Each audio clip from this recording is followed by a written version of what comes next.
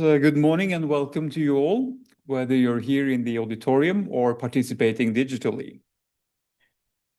Yes, I head the Center for Medical Ethics, and I'm delighted that our center will host this important seminar. It is given as part of the Beyond project, which is led by Professor Rosemary Bernabé, and you will hear more about the project in just a little while. I think that this seminar is particularly important to all who do their academic work within the fields of research ethics and research integrity. But at the same time, it's very important to all of us, to all researchers, and also to policymakers and others, because I think it's up to us as the academic community to collectively shape the standards that will guide the integration of AI in academic work. And that's important work, and this seminar will contribute towards that goal. So I'm looking forward to listening to the distinguished speakers, and again, thank you so much to the organizers.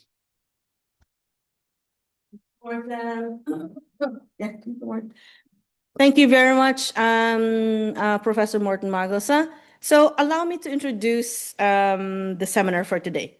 So good morning, everyone. It's a pleasure to welcome you all to the seminar where we dive into the nuanced relationship between research integrity, research misconduct, and the role of artificial intelligence. This conversation is framed by the Beyond Project, an initiative that encourages us not just to look for a single bad apple, but to understand the entire orchard, the research ecosystem itself. At Beyond, we see research misconduct as something that often emerges from systemic pressures and incentives, not just individual failings. As we explore the role of AI today, we're asking a central question. How can AI be harnessed responsibly to strengthen research integrity, rather than inadvertently contributing to new forms of misconduct or bias? To ground this in reality, let me give you a couple of examples. We've seen AI tools effectively flag unusual patterns in data that might indicate fabrication, offering a layer of protection for research integrity. And that's cool. But on the flip side, we also know that generative AI can be used to create convincing but entirely fake research papers. Just yesterday, I was reading a case of a vice chancellor of a university somewhere in Asia, whose authored publications were AI publications. And we've seen cases where AI-generated images or data were used to slip through the cracks of peer review. These examples remind us that AI isn't a magic wand. It reflects and operates within our existing research culture. That's why today, as we discuss the intersection of AI, research integrity, and research misconduct, we must keep our focus on the broader system. How can we shape policies, training, and institutional norms so that AI is a true partner in upholding integrity? And how do we ensure that we don't inadvertently introduce new biases or loopholes? Let's use these examples and this overarching question as our guide today, with the insights from our speakers, and we have fantastic speakers today. I hope we'll leave here with a clear path forward. And thank you, and let's get started. So to get started, I would like to warmly introduce our very first speaker, our keynote speaker, Mihalis Kritikos. So Mihalis is the Scientific Secretary of the European Group on Ethics in Science and New Technologies and Senior Analyst on AI Ethics, Trustworthy Governance of AI, Emerging Tech, and Responsible Innovation at the European Commission. He is a distinguished policy analyst specializing in ethical and regulatory governance of emerging technologies, particularly ethics and value alignment. So without further ado, Mihalis, please. First of all, thank you for the kind invitation. Thank you, Rose. Thank you to the organizers for making this happen and for inviting us to talk a bit about what we have been doing throughout the last few years in this challenging domain. My plan is to, let's say, take you to a journey which is I would say, composed of two parts. The first one is what is happening at the legal level at the EU, within the EU, and how AI has become an object of regulatory attention. And the second part, which is very close to what we are doing, is how we try to design an ethical framework for AI and how we try to cope with the challenges that Rose just described, which are quite disruptive, not only for academic institutions, but also for the Commission as a research funder. I'll try also to speak wearing two hats. I'm both secretary of a high-level expert group that is advising the president of the Commission, the EG, that was kind of established back in the 90s. And since then, it has provided opinions and statements on very challenging issues that lately involve the use of AI. But also, I'll try to bring forward my experience as an analyst, as a policy analyst, as a member of the team of the ethics appraisal mechanism, whose work I'm going to explain in a bit so as to provide you the context within which we operate. I'll try to be brief, so as not to, I can talk for hours, but I'll try to highlight the main, let's say, elements of our work and also the challenges that we are facing, both as a regulator, but also as a research funder. Okay, thanks. So basically, for those ones that are not, let's say, exposed to the EU reality, the European Union has become an important actor in the field of research. It has developed a research policy framework throughout the last few years, mostly because of its role as a funder. Research still is in the hands of the member states, so what we enjoy what we call parallel competence. We also try to design policies. We try to make sure that there is a research framework at the EU level which allows not only research to be funded, but also facilitates the mobility of researchers across Europe and tries to, let's say, also provide a legal hook, a legal point of reference for researchers that perform research across the borders. That is also related to, and ethics is also part of that, of the European research area, an important project of the European Union, whose objective is to make sure that there is one single area where not only ideas, but also people, researchers, academics are moving freely. And there are many mechanisms within the ERA framework, with many actions within the ERA framework. One of them is ethics and integrity, and I'm going to have the time, I'll come back to that as well. We are also operating at the international level, so we're not only supporting or complementing member states' efforts to design research policies or to let's say, focus on certain research, challenging research topics, but we are also a very active partner in many European and many international initiatives, one of which is a Global Code of Conduct for research integrity. All these efforts that have been taking place throughout the last few years in order to create the space for international dialogue and also to come up with some common principles and values. These are some of the initiatives that, or some of the actions that we have taken, who have supported Alea in designing the European Code of Conduct for Research Integrity. We were involved a lot in the update of that code 2 years ago. We are promoting the so-called research integrity promotion plans. We're also part of the dialogue that is done in the field of research assessment, which is an important, I think, framework also for research integrity, because as Rosa just said, this publisher Paris, I would say, pressure and tendency is one of the reasons that we see lots of, I would say, research harms or research breaches. And the idea of reforming that the current, the traditional research assessment framework is a project where the EU and especially the Commission is quite well involved. As I said, the European research area is an important framework. That is something very new. It happened yesterday. We have research integrity and ethics were accepted by 17 member states as being a standalone research action in the European research area, which basically means that not only that research integrity is becomes a very visible policy action for the EU, but also that allows us to issue calls and have projects in this area, continuing having projects in this area. You know very well that we fund all sorts of projects. Beyond is a very important, I would say, a very unique idea and effort to let's say provide a framework especially in the field of research integrity, where there are no that many research efforts and projects funded at the EU level. And I think the so-called deliverables or the eventual findings of that project hopefully will feed into our policy frame.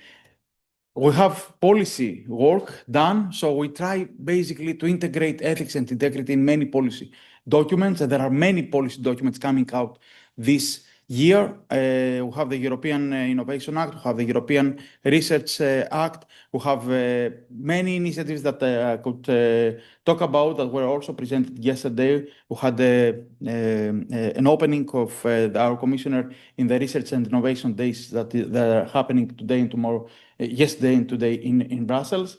And also, as I said, there are many parallel, there is parallel work done at the global level, where we are also involved in the Marseille Declaration on the global dialogue on equitable research partnerships.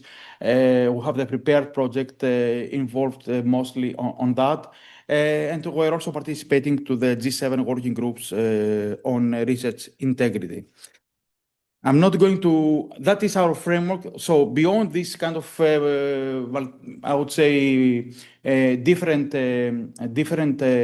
action trajectories, international era, and the one that involves our work in funding projects. We have some, I would say, two important legal instruments that also try to embed ethics and integrity into the research life cycle.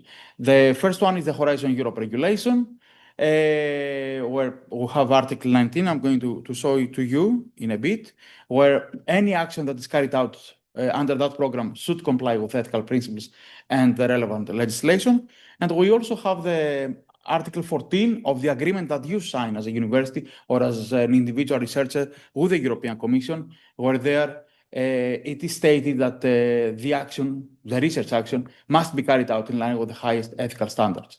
So these legal hooks are very important for us, not only because they transform ethics from a soft law legal obligation into a hard law obligation. So any violation of these principles allows us as a funder to stop a research project. But this is not our point, and this is not how we see our role. The main idea behind that is to make sure that at the very end of the day, what it is spent or invested as public money is spent for research that is serving the public good and is going into the right direction. We want to make sure that only ethically sound research is funded at the EU level in accordance to the EU values, but also in accordance to the EU legal framework.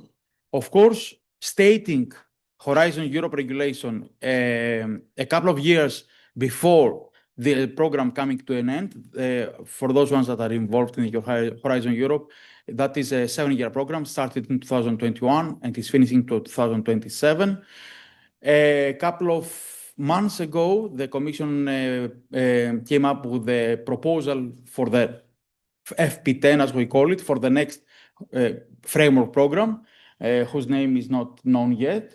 I can send you the proposal. There, the ethics remains, I think it's Article 6, if I'm not mistaken, an important pillar of all research actions.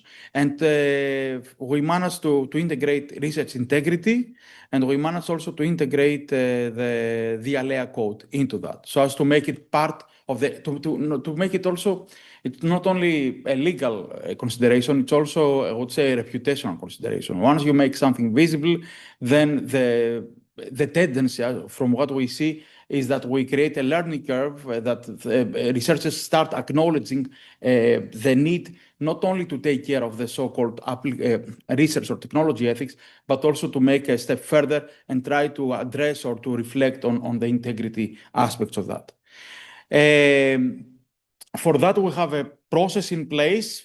Some of you may know that, especially if you have applied for a fund or you have gotten a fund from the Horizon Europe framework. This is a process that goes back in FP7, so it's 15 to 20 years old. It's a corporate process, applies to all, not only to I would say the European Commission of funders, funding actions, but also to what the executive agencies of the Commission, they will have many of them established today. That are based in Brussels, from ERC, REA, SINEA, HADEA, ISMEA. All these executive agencies are working different research, I would say, trajectories, but they have to follow and go through our process.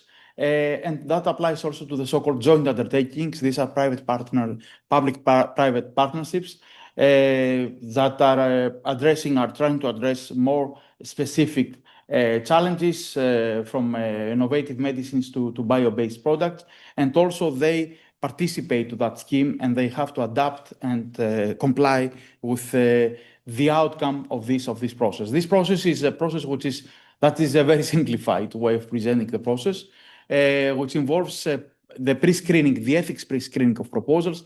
If there are issues we see that there are issues, ethical issues, that the proposal is raising, then we initiate the screening process, which is performed by a couple of independent experts.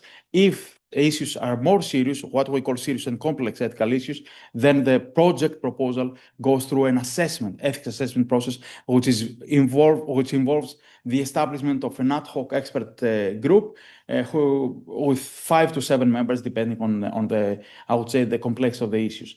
Once the panel comes up with a report, then this report is communicated to the applicant, and then becomes part of the contract signed between the requirements that are phrased in the report become legal requirements that are contained in the contract, become part of the contract signed between the Commission and the applicant. So this is a process that has changed a lot. One comment I want to make, two comments I want to make is, first of all, that we are now, throughout the last few years, we have tried to move away from the so-called ex-ante ethics review process, and we focus a lot on what we call audits, ethics checks throughout the implementation of the project. So we have decided that instead of spending resources and trying to make educated guesses about what the researchers have in mind, we perform a much lighter, I would say, assessment or screening of the projects, and then we see as things develop, if there is a need for an ethics assessment or an ethics check to take place after a year or after 6 months from the beginning of the project. So that is one important change. The second one is, and I think it's important, and I will refer to that, is that artificial intelligence, and that gets me to the discussion about AI. There has been an internal decision that the involvement of AI triggers the need for an automatic assessment. So we are on the side of caution. We try to approach AI in a very precautionary way. So every time we see AI or machine learning being involved, then we send all these projects to an assessment just to make sure that we, let's say, as a funder, all these proposals are treated in the same way. And most of the times they raise serious issues. Sometimes the implementation of AI there is, I would say, rather minimal, or is taking place in research domains where the ethical considerations or the ethical challenges are very few. And they are referring to the use of AI in mathematics or in other domains where there are no significant or, I would say, explicit societal challenges raised, unlike what happens in health or in social sciences sometimes. But I'll come back to that.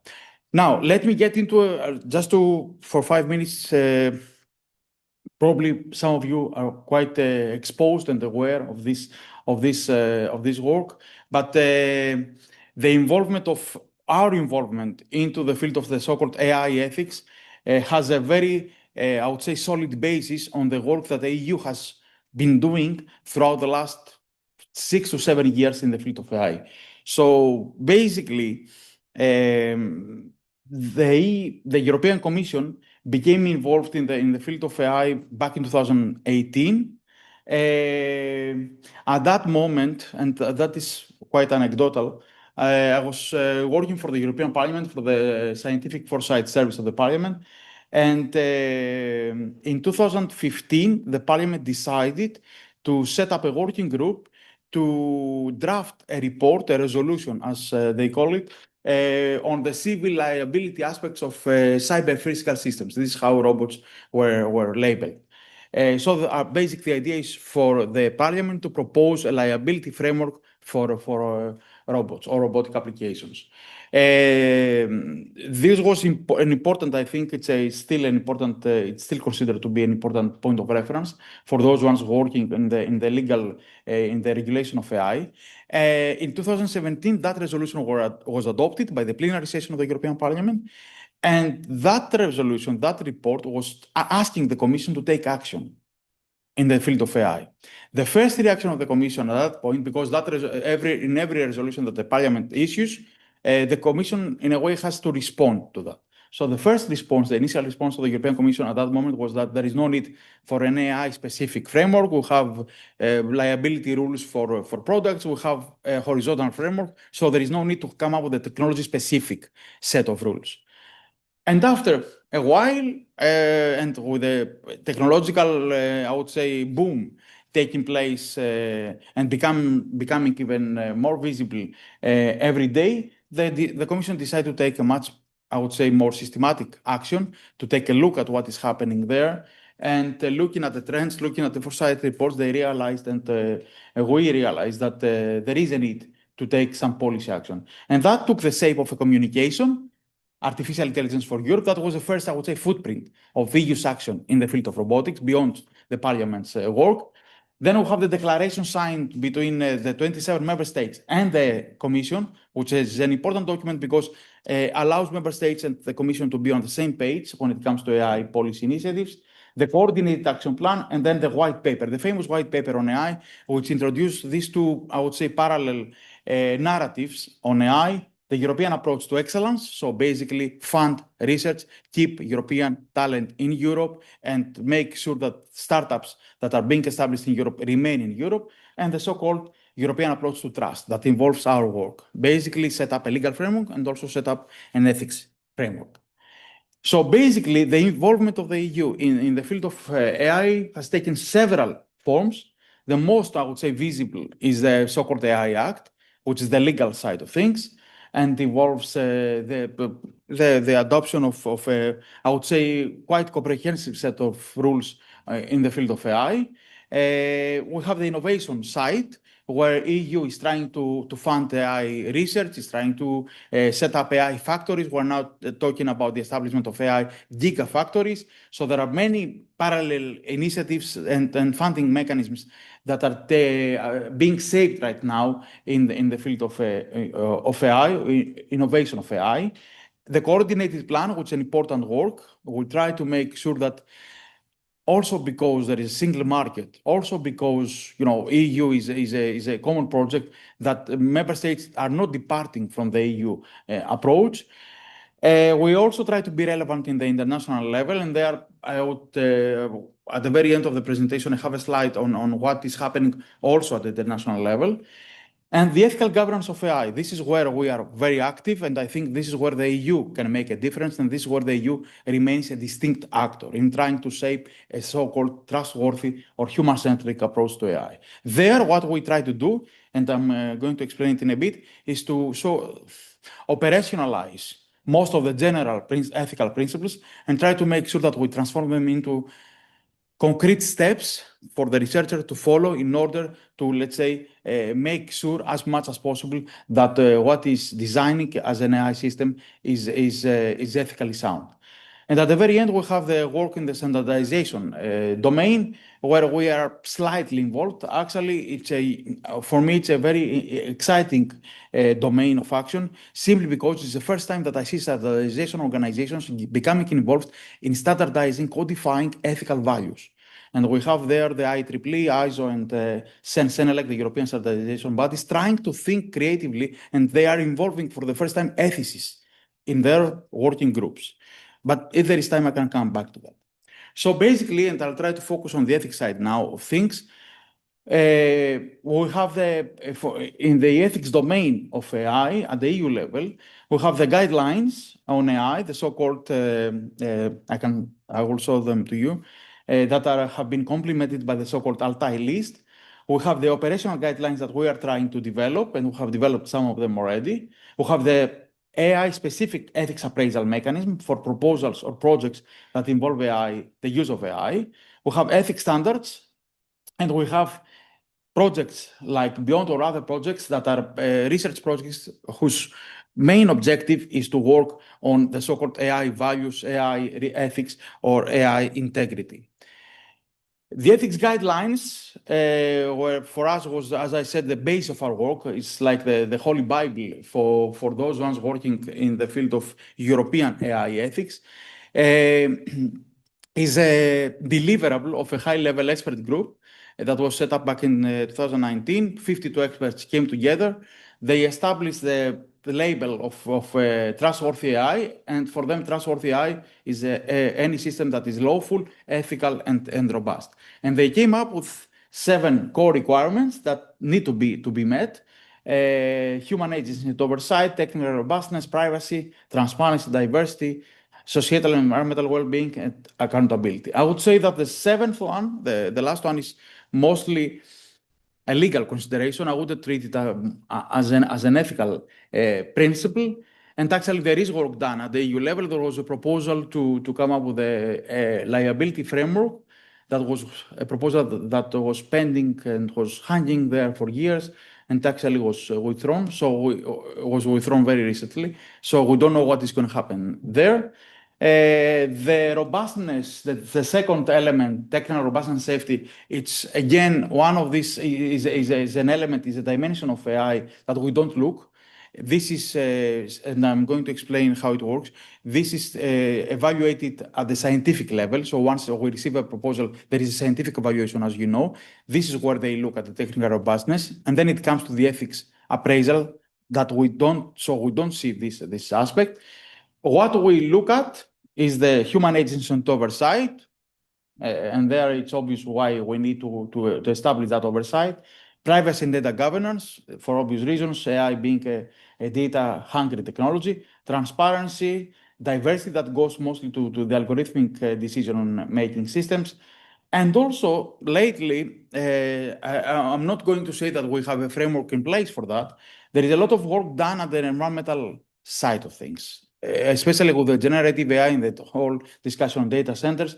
There is an internal, I would say, awareness, internal being within the Commission, about the need to address this, because this is I would say, dimension of the development of AI, who is threatening to undermine the so-called green transition process. So the EU, for those ones that are not that exposed to the EU policies, there is a green transition process, the digital transition process. We call it twin transition. So the digital transition process that involves the development of generative AI threatens to undermine the other policy, which is the so-called green transition process.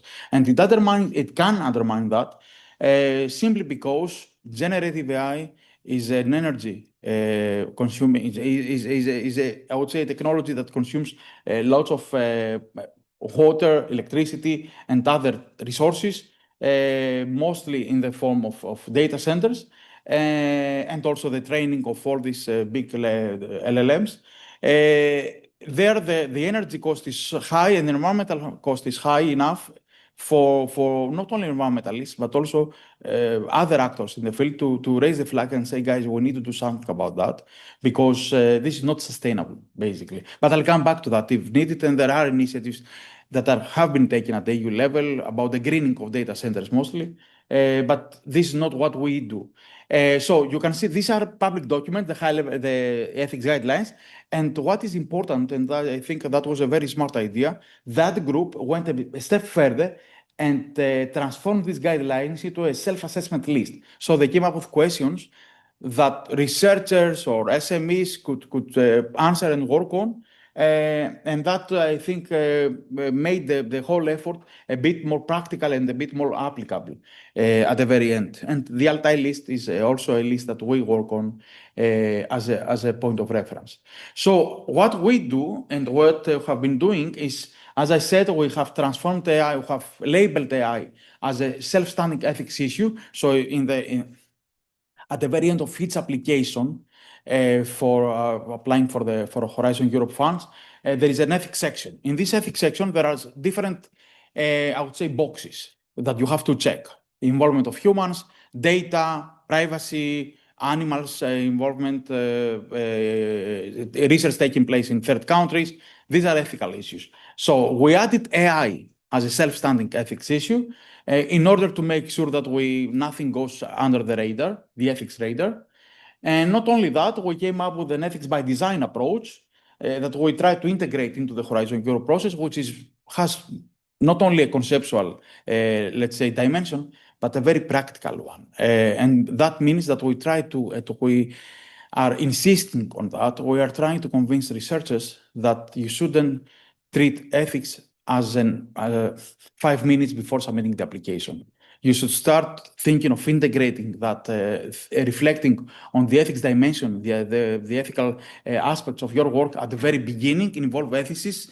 Ethics advisors make sure that the way you are designing, you are describing your research actions are taking into account all these discussions and all these initiatives in the ethics of AI. And basically, we treat design choices, as we say, as not morally neutral. We think that any design choice, especially in the field of AI, has certain ethical repercussions, effects later on throughout the implementation of the project.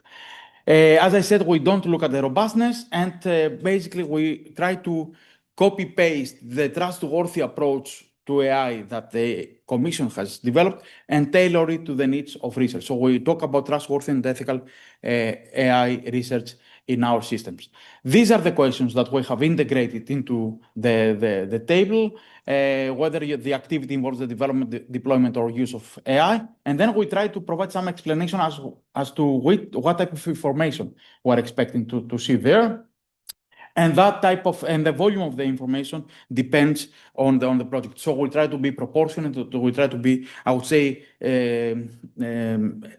rational in what we are expecting to see. There are some other questions about this stigmatization or discrimination. And we have also a guide, the A to Z, as we call it. We have a special manual, a self-assessment manual that the researchers could look at in order to answer these questions. So we try to provide them with possible answers, and we try to help them, to guide them into that framework. These are I try to gather some of the ethics requirements that are found, that have been integrated into the reports that our panels, expert panels, have been producing for all these years. And these are some of the ethical requirements. These are some of the basically tasks that the experts ask from the researchers to perform in order to make sure that their research is ethically sound. So some of them refer to the need for people to be aware that they are interacting with the AI system, because we see a lot of projects right now. We fund a lot of projects that involve the use of AI in schools, in universities, where kids or students are not fully aware that they are, or even patients in clinical settings, where people are not that aware and do not really understand that they're interacting with an AI system, and the limitations and the risks involved in that. The need for establishing some human oversight, switch off, as we say, button, some transparency and auditability, which has to be built into the system. It's very difficult. And we know that AI is a black box, but we try to make sure that researchers not only follow an open data or open source approach, but they try to be as transparent and as we try to, I would say, promote not necessarily transparent AI, but explainable AI. AI that, whose logic and rationale could be explained, could be, I would say, translated into simple words.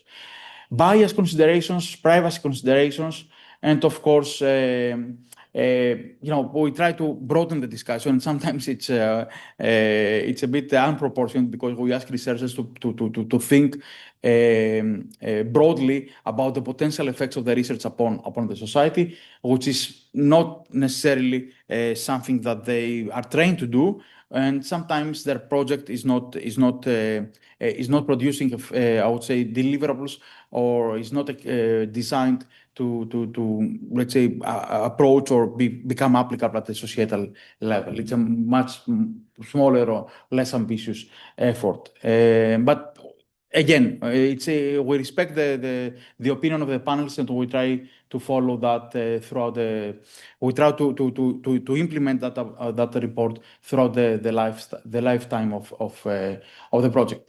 This is a guidance, an example of a guidance, a set of guidelines that we produced, the Ethics by Design. It's a public document I can send to you. That was the work of 3 flagship projects that we funded. They came up with this approach. And because we liked it, and because we think it is an important way to install, to embed ethics into the process, we transformed this, let's say, piece of work into a point of reference, a document which is used as a reference document for Horizon Europe applicants and beneficiaries. This document, and you will see that contains certain requirements. This is guidance. This is not something that we can impose upon anybody. So don't treat it as it's not a legal obligation. We upload it, and we think it's important. We try to support researchers, and that's how we see our role. And this guidance is one of the ways that you can perform ethically sound research in the field of AI. I have June 2025 because that was the plan. And I was told that this is going to happen, hopefully, next month, so October. That is probably the right date when we're going to publish and make visible 4 types of guidance notes: one on algorithmic bias, one on informed consent, another one on the so-called ethics audits and checks. That is something which is more internal. It's for us to perform checks. And the other one, the last one, which I think is the most ambitious one, it's the so-called human rights impact assessment guideline. For those ones that do not know much about that, the AI Act that was established, was adopted a couple of years ago, contains an obligation, legal obligation for designers and deployers of high-risk AI systems to perform the so-called human rights impact assessment. So to make, I would say, an educated guess as to what may be the potential effects of what they design upon the human rights or civil liberties of citizens. So we took out, let's say, transform this legal obligation into, I would say, mutandis, ethical obligation for researchers that are performing research in high-risk domains. And we are asking them also to look at this document and when they are asked to perform such an assessment. This is our work in a nutshell. However, having said that, we're not alone in this journey. We're surrounded by good people. We're surrounded by organizations that are also working on similar issues. There are unavoidably many overlaps. And by that, I'm referring to the work we've done at the UNESCO level with the recommendation on the ethics of artificial intelligence. That was a document, and very important, normatively wise, important document that was adopted by 193 member states. UNESCO, I have to say, they have taken AI ethics very seriously.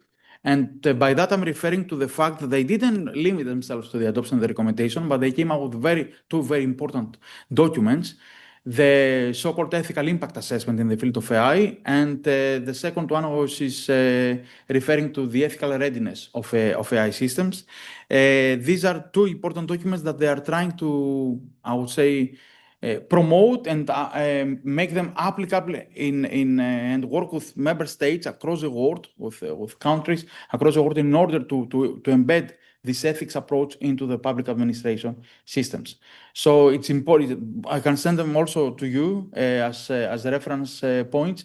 We look at the work of UNESCO, and for us, it's I would say the only global organization that has been performing systematic and serious work in that field. We have OECD, which is also quite seriously involved in the field of AI and AI ethics. That actually it was the first organization that came up with the so-called AI guidelines, AI principles that were later on picked up by G7 and other institutions. We have the G7 process, which also contains lots of important points, not so much on ethics or on the ethics.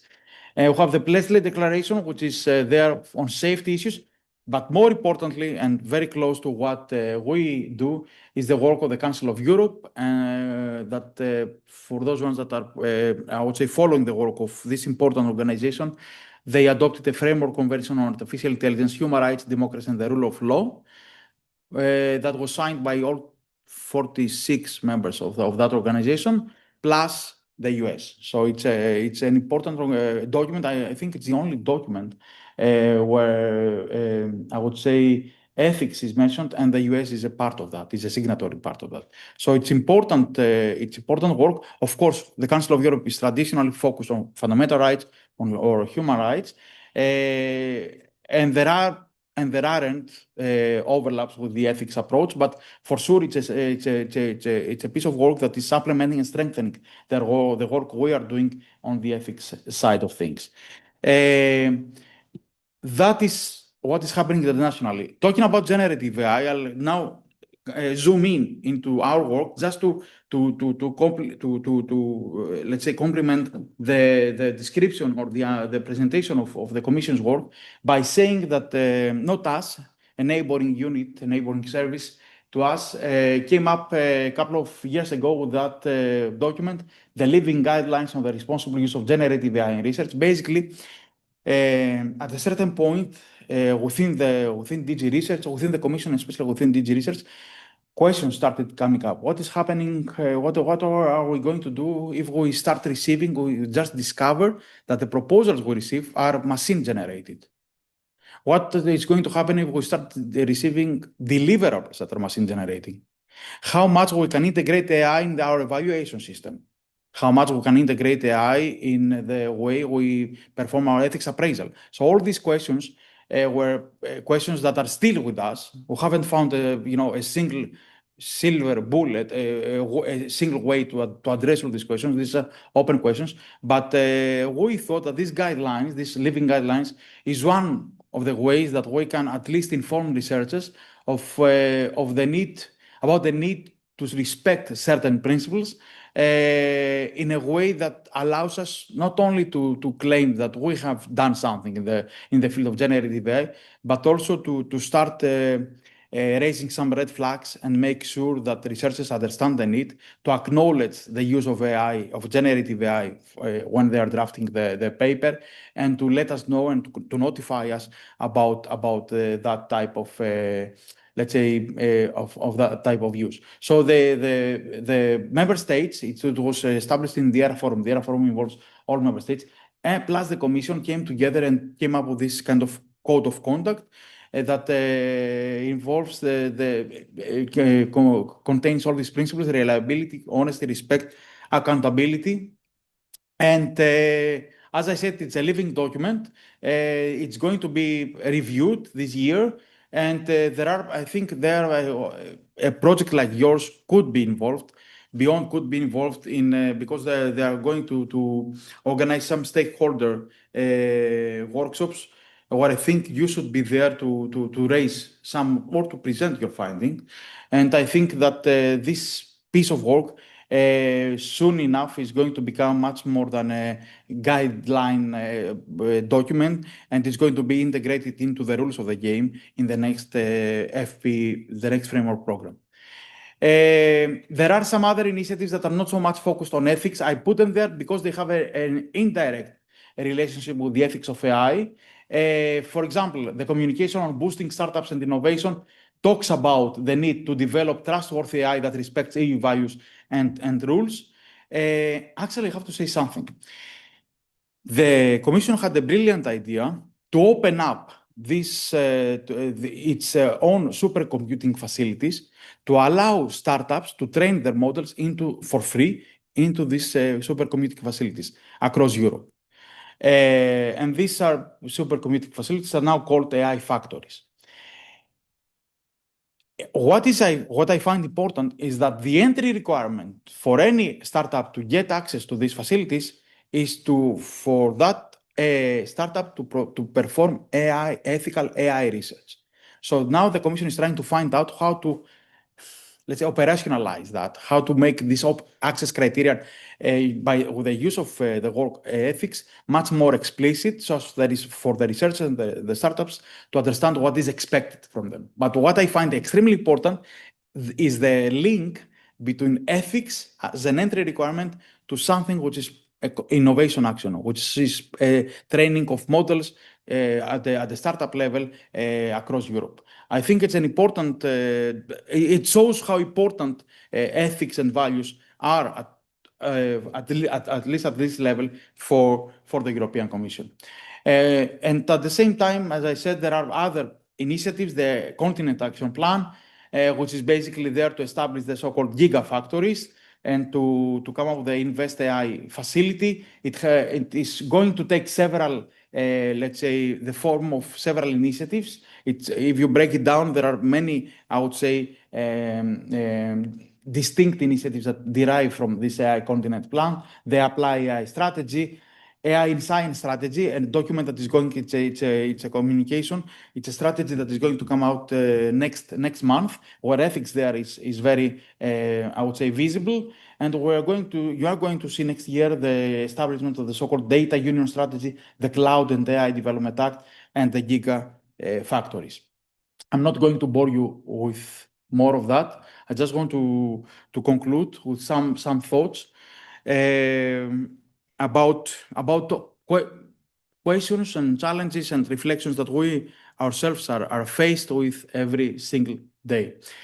The so-called value alignment, how feasible it is, how desirable it is. We're operating at the EU level. We keep on talking about the need to have a common ethics framework, but how feasible or how desirable this can be. If we're struggling between the need to harmonize or to find the convergence points, but also with the need to respect ethical pluralism.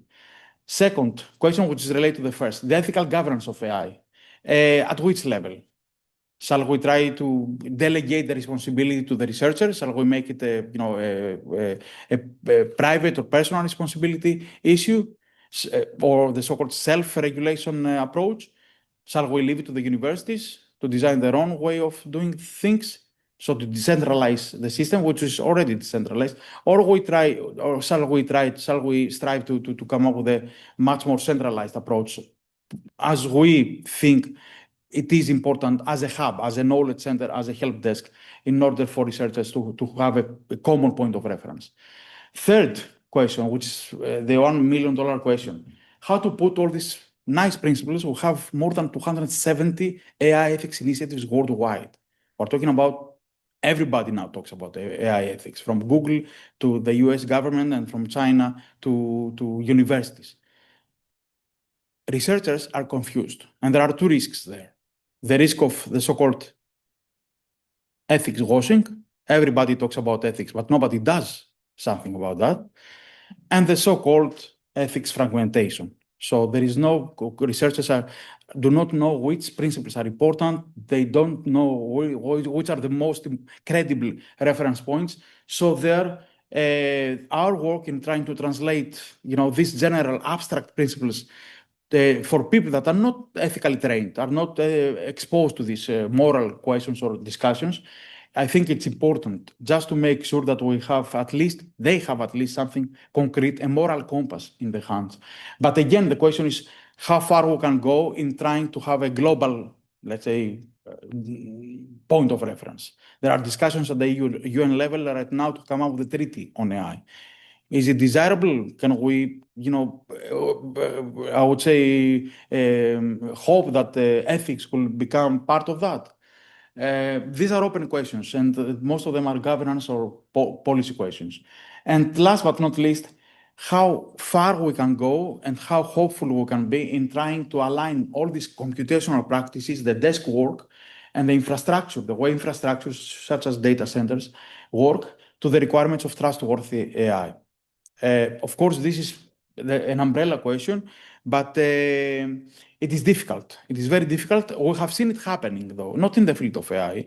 When I got involved in the field of AI, of ethics, of research, back in 2008, it was only doctors and those ones working in the biomedical sector that were exposed to that, and they were quite they were quite open to receive reports and discuss. And yes, I know there is this challenge. I will reflect on that. When you were talking to social scientists at that moment, back in 2010 or 9 about that, they were kind of opening their mouth and didn't know what to say. They were saying, okay, we'll have some point of contact as sociologists or as anthropologists or as ethnologists, but what are you talking about? What am I supposed to do? I'm not going to kill animals. I'm not going to experiment with people. I'm just observing. Now, 15 years later, we see that social sciences and humanities domain has become one of the prime, I would say, a champion in a point of reference for applied ethics. What I'm trying to say is that I hope it's not going to take that much time for AI data scientists or machine learning experts to get exposed to this, to understand the need to reflect on that. And this, I hope that this is not going to take so much time simply because the discussion on AI ethics is so much linked to the development of AI nowadays that unavoidably people acknowledge the need to do something. Not only because it's a legal requirement, but also because they understand the need to address this important dimension and also may transform it into a selling point later on in the market and to come up with the so-called explainable AI by design products or privacy by design products as a way to label their own work. I'll close here. I left too many questions unanswered, but I hope that the discussion will help us reflect or address some of them. Thank you. Thank you for your attention.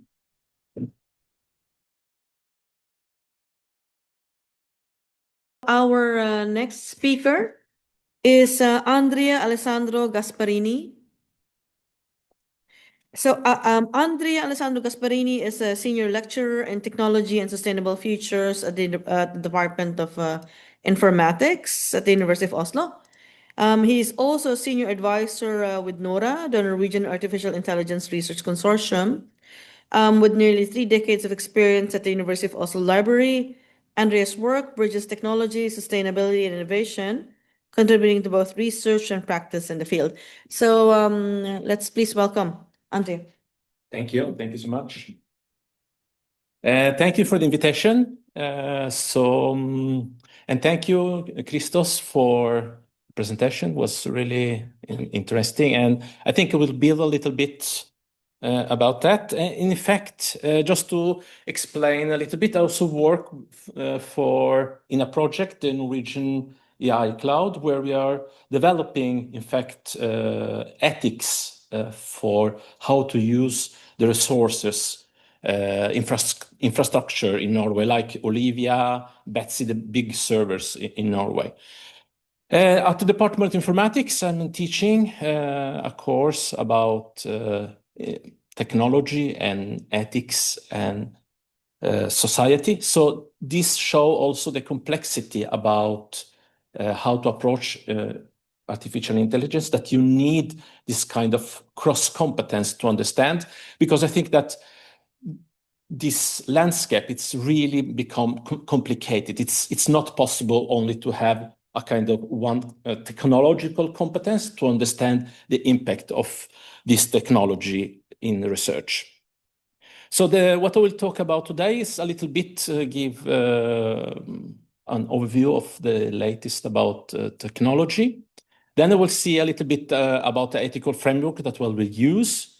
And then I will have two examples about synthetic data that I think it's interesting to also to prepare for the discussion later on. And then at the end, some few dilemmas and future work. So I will talk first about agentic regs. I don't know if you know what it is, but LLM, also large language models, are the basis for chatbot like ChatGTP. And what happens lately? How many know about regs? 2. Okay, so that's good that I can explain what it is. So reg is something that it's started some I think 1 year ago, and as you can see on the image on the left, it's a kind of chatbot that use local information. So, for instance, for a medicine, could be very powerful.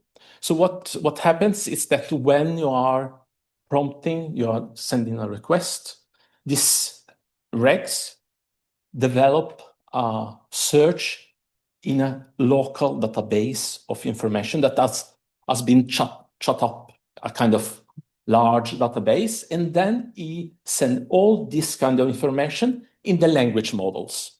So this creates the possibility to have a very specific chatbot. So today you can find this kind of services for like accounting systems that exist already. Another example, which you can try by yourself, it's this from Berkeley University. I have a cooperation with them through this Pedaceder Foundation fundings. So they developed these regs. So you can ask about the courses, and it only operates on the content of the courses. So if you ask about other things, you will get the answer that, okay, it doesn't work. So you can't get informations. So this shows somehow also about the complexity of this generative technology that it's coming. And now the last upcoming about this technology is agentic regs. So in addition of using a local silo of information, this service also go out and by themselves with this agentic can get information from website or other kind of information, creating a very powerful tool. But of course, what it happens, it becomes also very opaque. It's very difficult to understand what really happens behind the curtains. And also, I think that it's important to think that this service has started in 2022. If you remember, ChatGPT was launched in 2022. So I think also the time perspective, how fast the technology is evolving regarding the EU rules. And especially, for instance, I hope that we can discuss in the panel debate about the European Artificial Intelligence Act, how difficult it may be for research to understand the implication of this new technology that maybe is not covered by the law. So I will say a little bit of the ethical framework, especially about fairness, accountability, transparency, and ethics. So we have a kind of common understanding about what I understand with ethic in research. So accountability and fairness, it's about validity and be sure about the content. For instance, like in the form of gender bias, it's something that we really look into at the Institute of Informatics, how from a societal point of view, how this can be really problematic from face recognition to content in these services. The other one is about transparency and explainability. So that it's important to provide a clear and comprehensive information about the sources, the methods, and the process used to collect and generate data. And as we know that it's really problematic what is happening in the US, the administration now are removing a lot of possibility to put words or data inside these services, creating really a problem if we are not developing local services in Europe. So this it's really important to take in consideration. And of course, it's about privacy and security, that data can be misused. It's very difficult also for researchers to be sure about when should one give our own data in the fair base, that you share your data with other researchers, or should you keep the data for yourself because that it's some kind of new resources that it's your own. So now we will talk a little bit about synthetic data. It's very somehow common now to be used in also in medical. I will not touch about digital twins, as you can see on your left.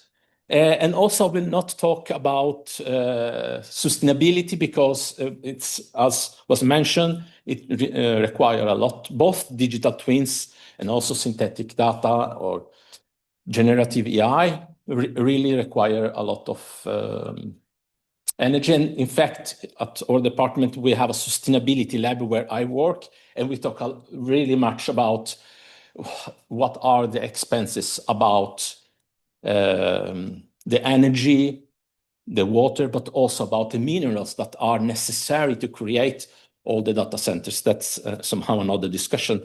But regarding the data,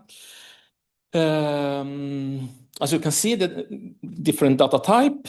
So synthetic data, what it's possible to use generative artificial intelligence to create data for healthcare. But of course, it's one of the major problem here is that you really need a lot of data to train the models. If you wish to have your own model, you need a large amount. And of course, in medical history, there are a lot of special cases that you don't have access to so much data. So I think that, as you can see also on the left, that the positive thing about using synthetic data as a help to create these models, large language models, of course, it's cheap, it's easy to create because you can create synthetic data to train those models. And of course, you have really good control. When you're developing synthetic data, you know exactly where the data is coming from and what kind of data you are using. And also somehow reduce bias because we have control about the whole process of creating the data. As mentioned, one of the problems is about the black box, that maybe at some point you may lose the control when you're creating the large language models, because we still don't know exactly from a technical point of view how it works. And also I think this point is really interesting. It's about unbalanced data. So maybe when you have medical history, maybe it's correct to have unbalanced data. That's something that one should also take in consideration. But I have the first example. This is something that's in fact a colleague from the Department of Informatics. She wrote a PhD about chronic fatigue syndrome. As you can see, this image is how she experienced when she walked inside the house with a person with this chronic fatigue syndrome before she was doing the interview. And she used this image as a help presenting in her PhD. And this image is created with the use of Midjourney. So she generated this image. As you can see in the OLE, you have a lot of sports accessories. You have the light. And so you can see on the right, you have the person inside the room because the person is sick. So she wished to use this image to explain how she felt when entering the house. I think this is a very powerful image that show about synthetic data. It's interesting. But what are the problems? There are really a lot of ethical problems with this image. Also, when was the image good enough to be used? Why did this person decide, okay, now it's the right representation? And why not the next iteration? So this show about to reproduce the same result is very, very difficult. And also about the transparency. So how could she explain in her thesis? She didn't do that's okay. But how to show exactly how she used these tools to create this image and explain how it works. And also about privacy, maybe the image is too close to reality. That is something that one should react on. And of course, that it's cheap for her. It helped creating a better thesis of her PhD. So is this ethical? I think that it's somehow difficult to know. And again, it's about the situation for researchers that they are not so sure about how to use this kind of services. The other example is electronic mental health records. It's a very interesting, two interesting paper, one from Jouffret, the other from Yves. And so what happens here is that for mental health, typical are the mental health records are typical based on structural text. So what this Yves did was to create a lot of text based on this unstructural text with natural language processing, and then use the text to create a large language model so she could have a lot of different text to be used for research. I think this is, and the model, in fact, was done a lot of tests. The model effectively targets the mental health disease to predict and corresponding the diagnosis and phenotypes. So that showed that creating this large language model, a chatbot for this kind of mental records is possible, but somehow the content is sensitive. So how sure are we that the content is not representing a person? And this show also two levels. The one is using natural language models, and then on top you use the chatbot, the ChatGPT. So you have two levels where this somehow can create ethical problems to show exactly how the data is created. For instance, like here, you can have bias propagation, that the bias in the original data can be propagated in the next phase. And as I said, two levels. So you create the synthetic text with natural language processing, and then you train the chatbot. So how ensure this transparency? I think it's really complicated. And as mentioned also about the privacy and security, should this text be closed in, for instance, the TSD, that's the Norwegian safe area for data, or should be shared with other fair? So a little bit about dilemmas in future work. I think that one perspective is that the integration of these tools might reduce the role of human analysis. Maybe it's too easy to use these tools when we try to define complex phenomena. And also that's dilemma, it's about data privacy, and that still is something that needs to be addressed. And of course, about the lack of transparency. And it's about also that company have a lot of these services like ChatGPT or other services, Grok, have our company in the US, and they have a kind of control about the algorithm, and they did not wish to share how those work with us. And in general, so I think that new arena and issue are emerging. So this showed with both, with the two synthetic data examples that are being more complex and very difficult for a researcher to address. And also to understand what are the value that are hidden, for instance, in the image from this person, what are the value that are inside that we don't know exactly what is behind.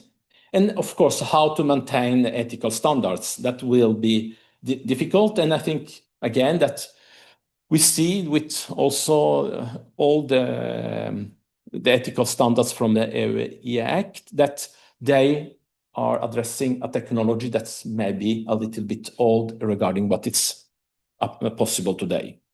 So I think that we need to update our research ethics. One thing that I hope we can discuss in the panel debates, it's about to see the life cycles of those services that we are creating. That's something that we are using now when we are developing the ethical framework for the infrastructure, to see the life cycles. So it's possible to see all the stages of developing, using, and what happens at the end of life of your research data. And of course, the role of the new law, especially here in Norway, that it's coming at the end of 2026. And again, this conflict of interest. So you have a company providing the technology, but they don't wish to share with you how those technology are working. So I think new framework are needed. And I think that was in time. Thank you.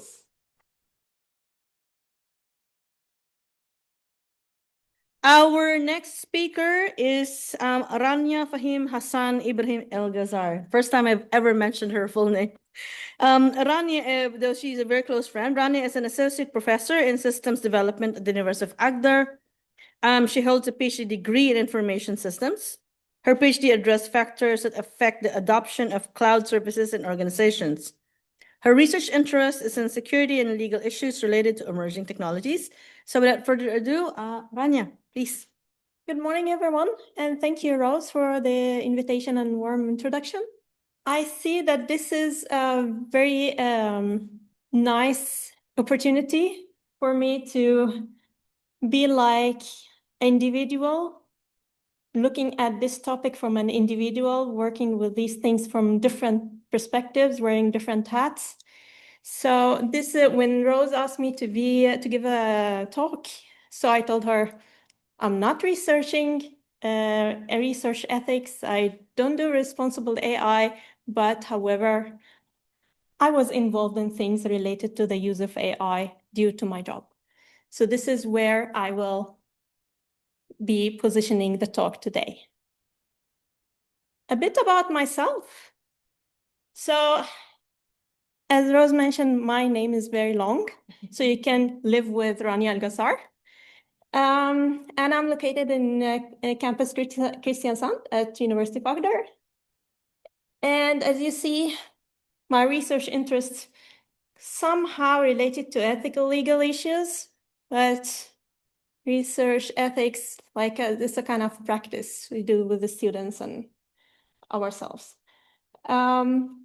About my institute, 1,500 full employees, 13,000 students, and I belong to the Department of Information Systems that has 54 employees, leading and are involved in the following centers. So I have dear colleagues involved in the research group, Human-Centered AI. Those are the AI guys there.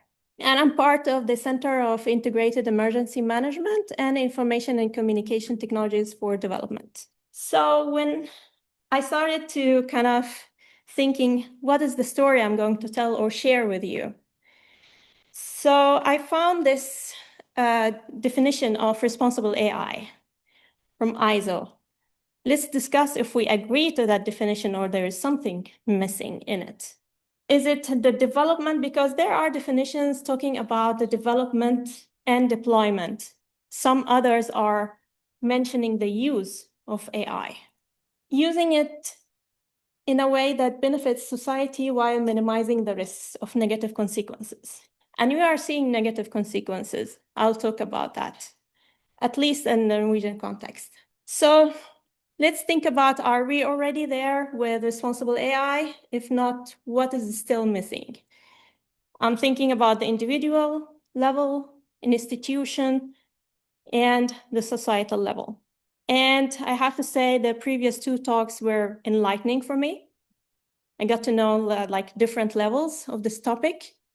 So I hope that this is something adds to the talks and the discussion. Beside the previous speakers mentioned the goals of responsible AI and ethics, ethical use of AI, and all those terms. It was focused on the privacy, manipulation, and all those stuff, awareness about the risks. But also, some institutions, when they started drafting the guidelines for the use of AI in research, responsible use of AI in research, they focus more on increasing efficiency, innovation, and quality in research activities. And probably, I don't know about the other parts of the world, but in Norway, the higher education sector was facing some economic issues. There was focus more on teaching, and the staff was overwhelmed, but they need to keep the wheel going with regard to research. So how can we make the research activities effective for both staff and students as well? And here, also, what is expected by and from these groups?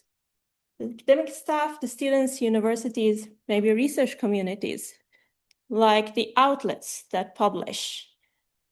When Rose mentioned that the fabricated, the example for fabricated research article, and they pass the review process. This lets us think, okay, what is going on in the review process itself?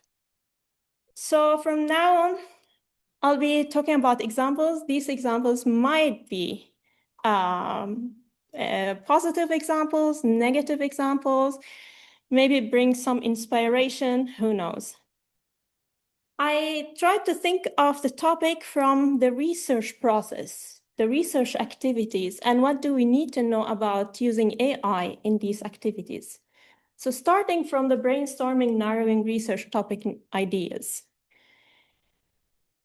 Well, some guidelines might be too generic, saying the students, I'm not saying that this is related only to senior researchers or employees that do research, but also the students who do master thesis as well, and PhD thesis. What do we need to know about using AI at this stage? Because some guidelines, and I will take you to that kind of guidelines, are a bit generic, saying that maybe you can use AI to brainstorm ideas about research topic, but how? Maybe example showing a process to be effective in debating or discussing the idea with ChatGPT, if that was supposed to be something okay to go with. What kind of prompts? Because if a student or researcher is sitting for many hours brainstorming with ChatGPT with the wrong prompts, then that is not effective.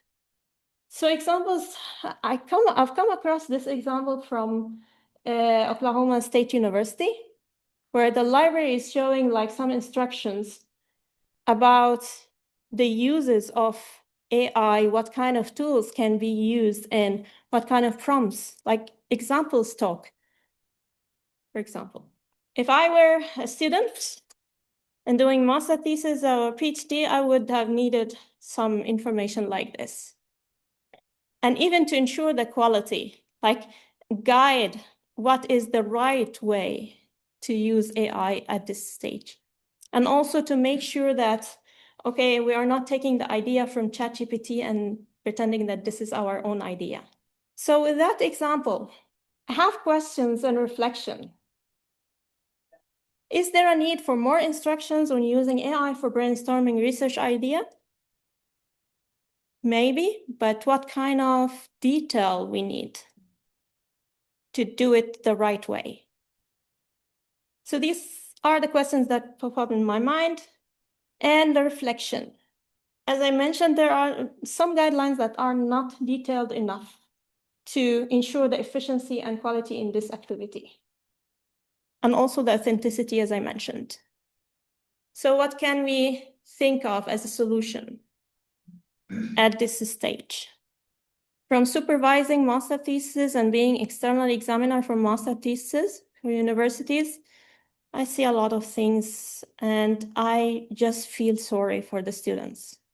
Just getting bad grade or even failing just because that they used AI the wrong way.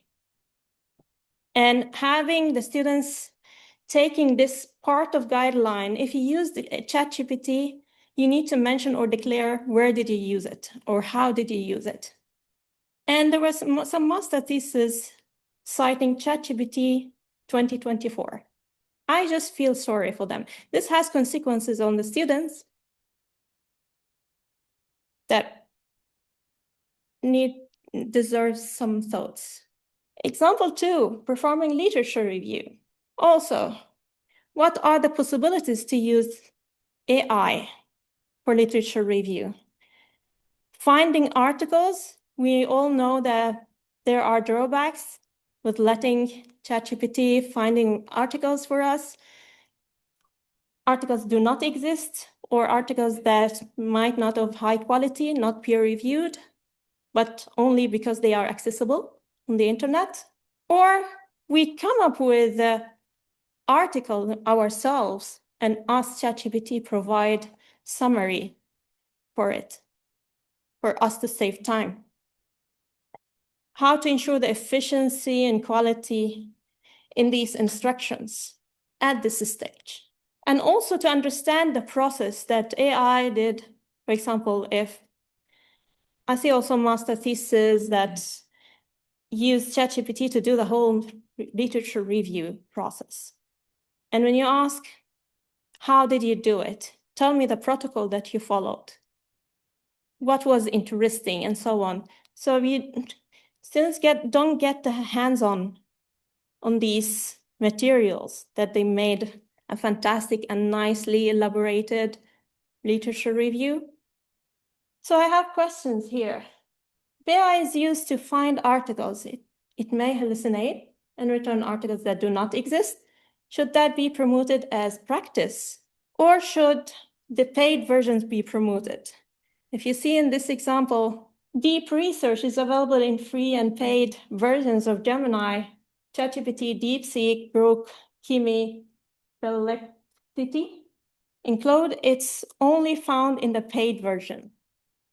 If mentioning something like that as an instruction, is it something to promote? Is that a good example to provide instruction like that, or we need to do something else? So from my reflections here at this process, maybe more awareness on prompting is needed.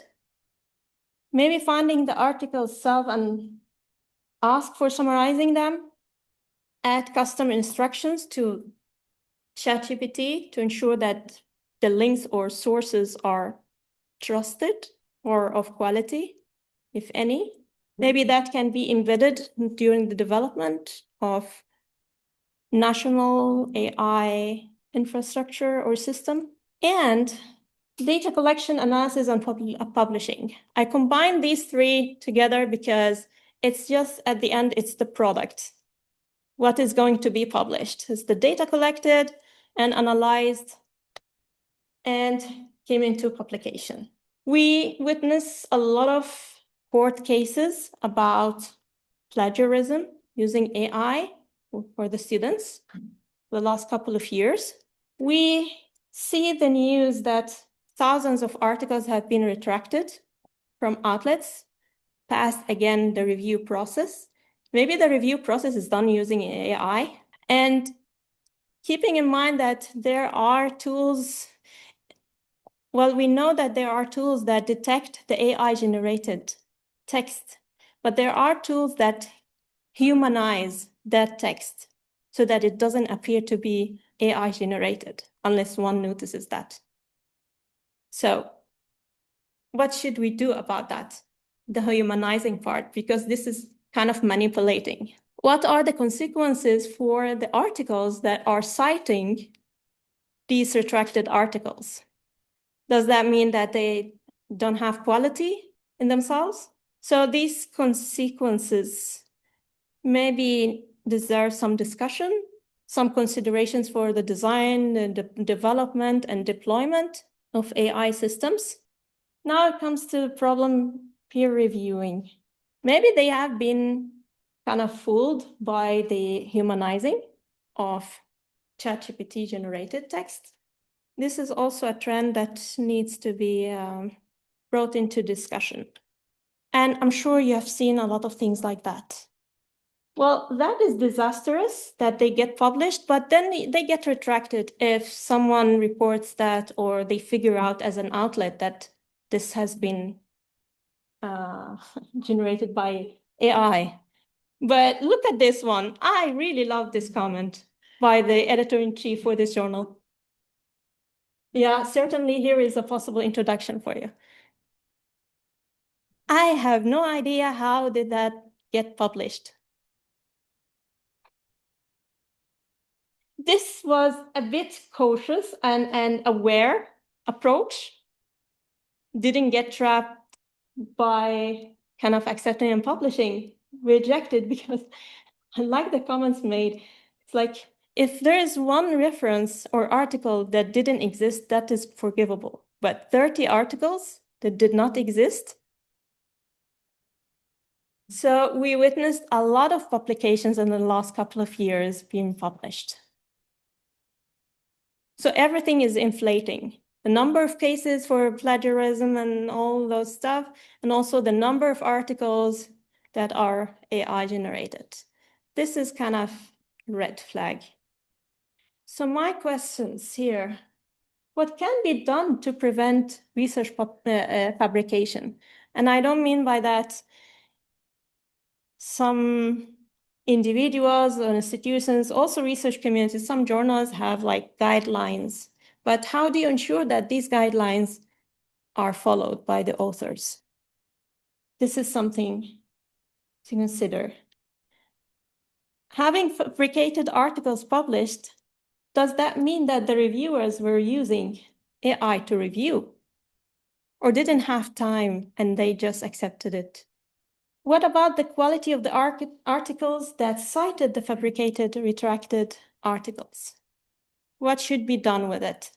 Also, that changes the way we look at articles and theses.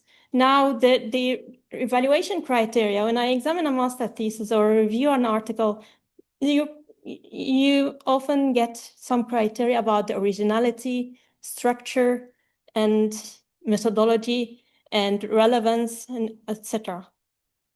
But that will change also the criteria you look into these submissions, whether journal article, conference paper, or thesis. Like you have to look at the references if they exist. You have to look at some text in between the lines that looks like ChatGPT generated. So it may add more criteria actually than just looking at the work itself. Evaluating the quality of it, like the methodology, description, and so on. The work that has been done. Maybe embedding more ethical principles specific to this problem. Require human review, but then who would implement this and how? Individuals, communities, universities, etc. So these are my reflections and questions regarding the particular issues of using AI in a research process. Some examples were good, like the instructions for brainstorming. I liked the idea of showing examples and so on. I'm not sure if you have seen this. A guy used grandma excuse or trick to get the product key from ChatGPT. Convinced ChatGPT that, well, first the guy couldn't get it, asking it directly, but when he tricked the large language model with some emotional story, so started telling him a story, the product key as a story, arguing that his grandma used to tell him that before she dies. Yeah, it's going on and on and on. It's continuing. How to reflect that or elevate that on how to reflect that on research context? If we think we shouldn't only think about the current issues and concerns and risks, what is happening already. We need to think also about what could happen, the potential scenarios here. If a researcher used some emotional prompts to ask an AI model to provide some sort of data, and the model was biased enough to provide that what the researcher asked for, keeping in mind that this data might be protected by some agreements and so on. If we take out the product key of Windows and put access to data, are we ready for this? I also wanted to share what we have as guidelines at UiA. So basically, if you go to the website of UiA and ask about the research, responsible use of AI in research, you'd find these guidelines.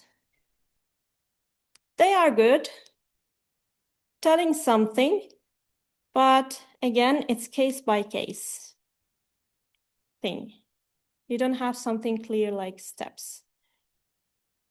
And you can always go and take contact with the respective people. And also who is responsible. Depends on what you are doing. If you are a project manager, then you are kind of responsible what is happening in your research project and so on. So this is basically what we have as instructions and guidelines. I'm not sure if that is enough, but this is a good start. Telling responsibilities, that is a good thing. But here, that applies for the student projects and most likely to the researchers. What you need to do, like you can, for example, use AI for idea generation and topic selection to create an outline or as a brainstorming partner. Full stop. I would have liked to know more. And also, submitting a text that is wholly or partially generated by AI or third parties without proper citation is considered plagiarism. Okay, that is a good thing, good statement, but how do you know that this is generated by AI? It might be reworded or removed as certainly, sure, and all those sentences or words. But how can you guess? Do you have to use a third-party tool to find out that this is AI generated? And if this is integrated in the university system? We have like the regular plagiarism detection tool, but it doesn't work for the AI generated text. So how do you identify that this is plagiarism? I would have liked to know more. Declaring. How did he use it?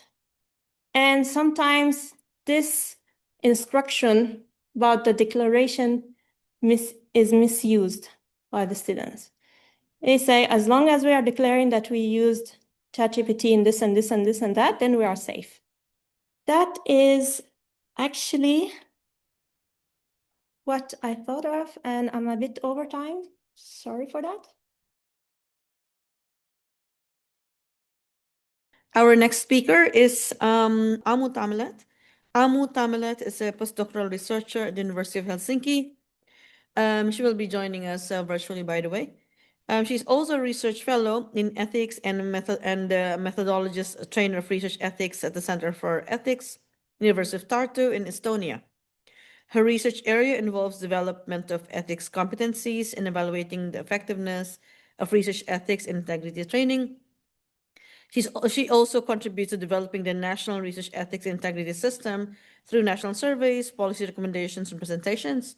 And I would also want to mention that Anu is also part of the Beyond Bad Apples project.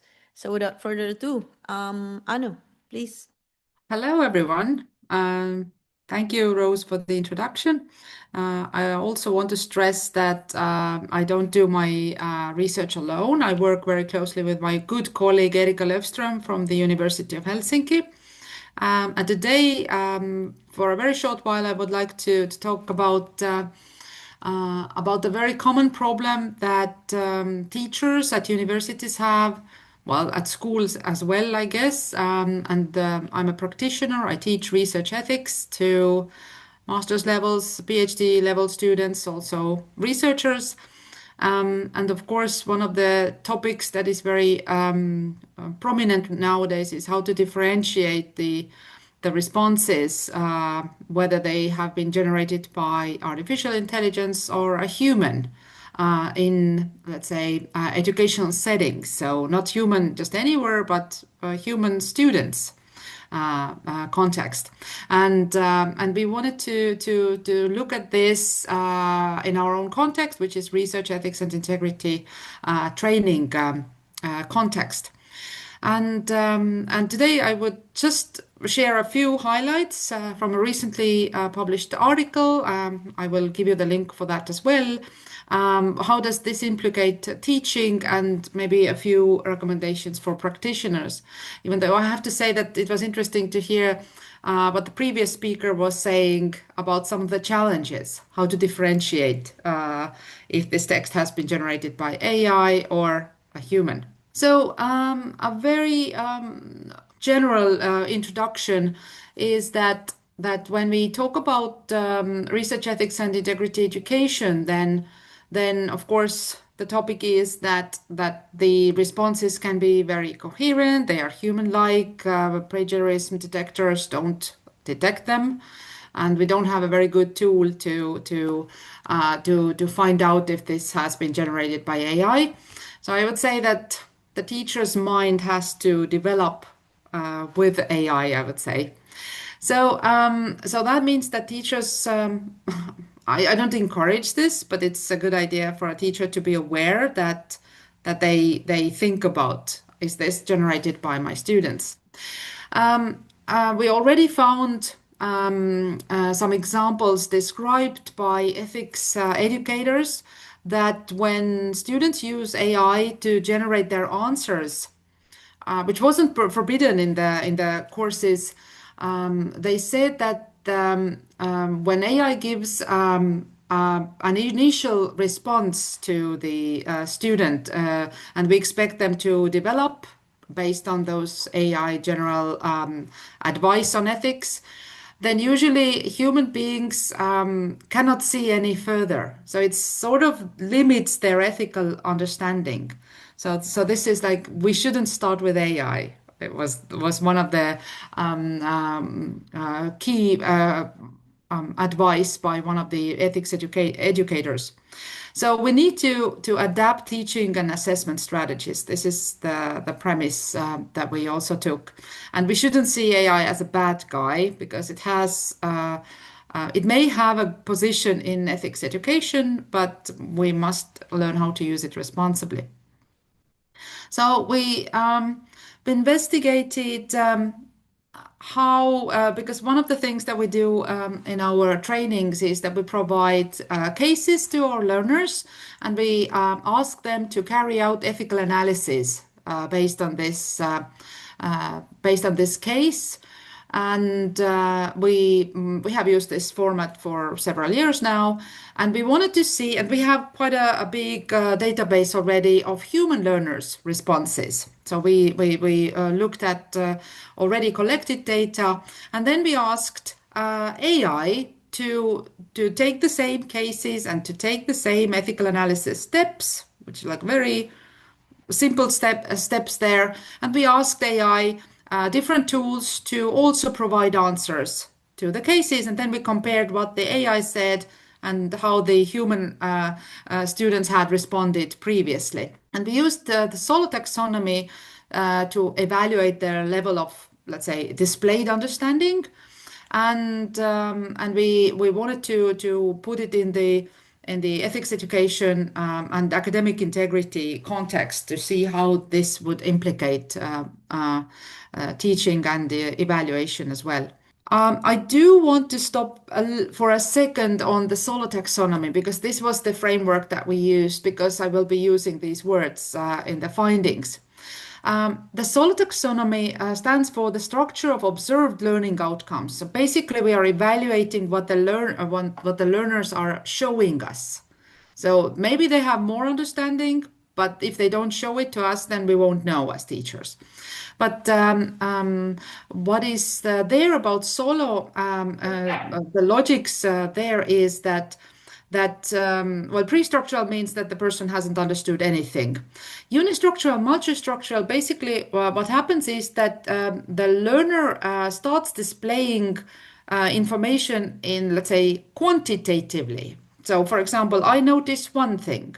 So for example, the learner identifies one relevant aspect, showing that, okay, I know something about this.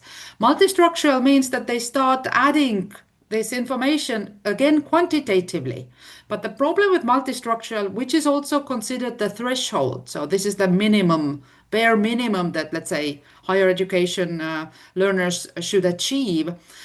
Still on the multistructural level, the learners display, let's say, quantitative knowledge. Okay, I know about the guidelines, I know this, and this. But the problem is that they don't show connections between, or they don't see connections.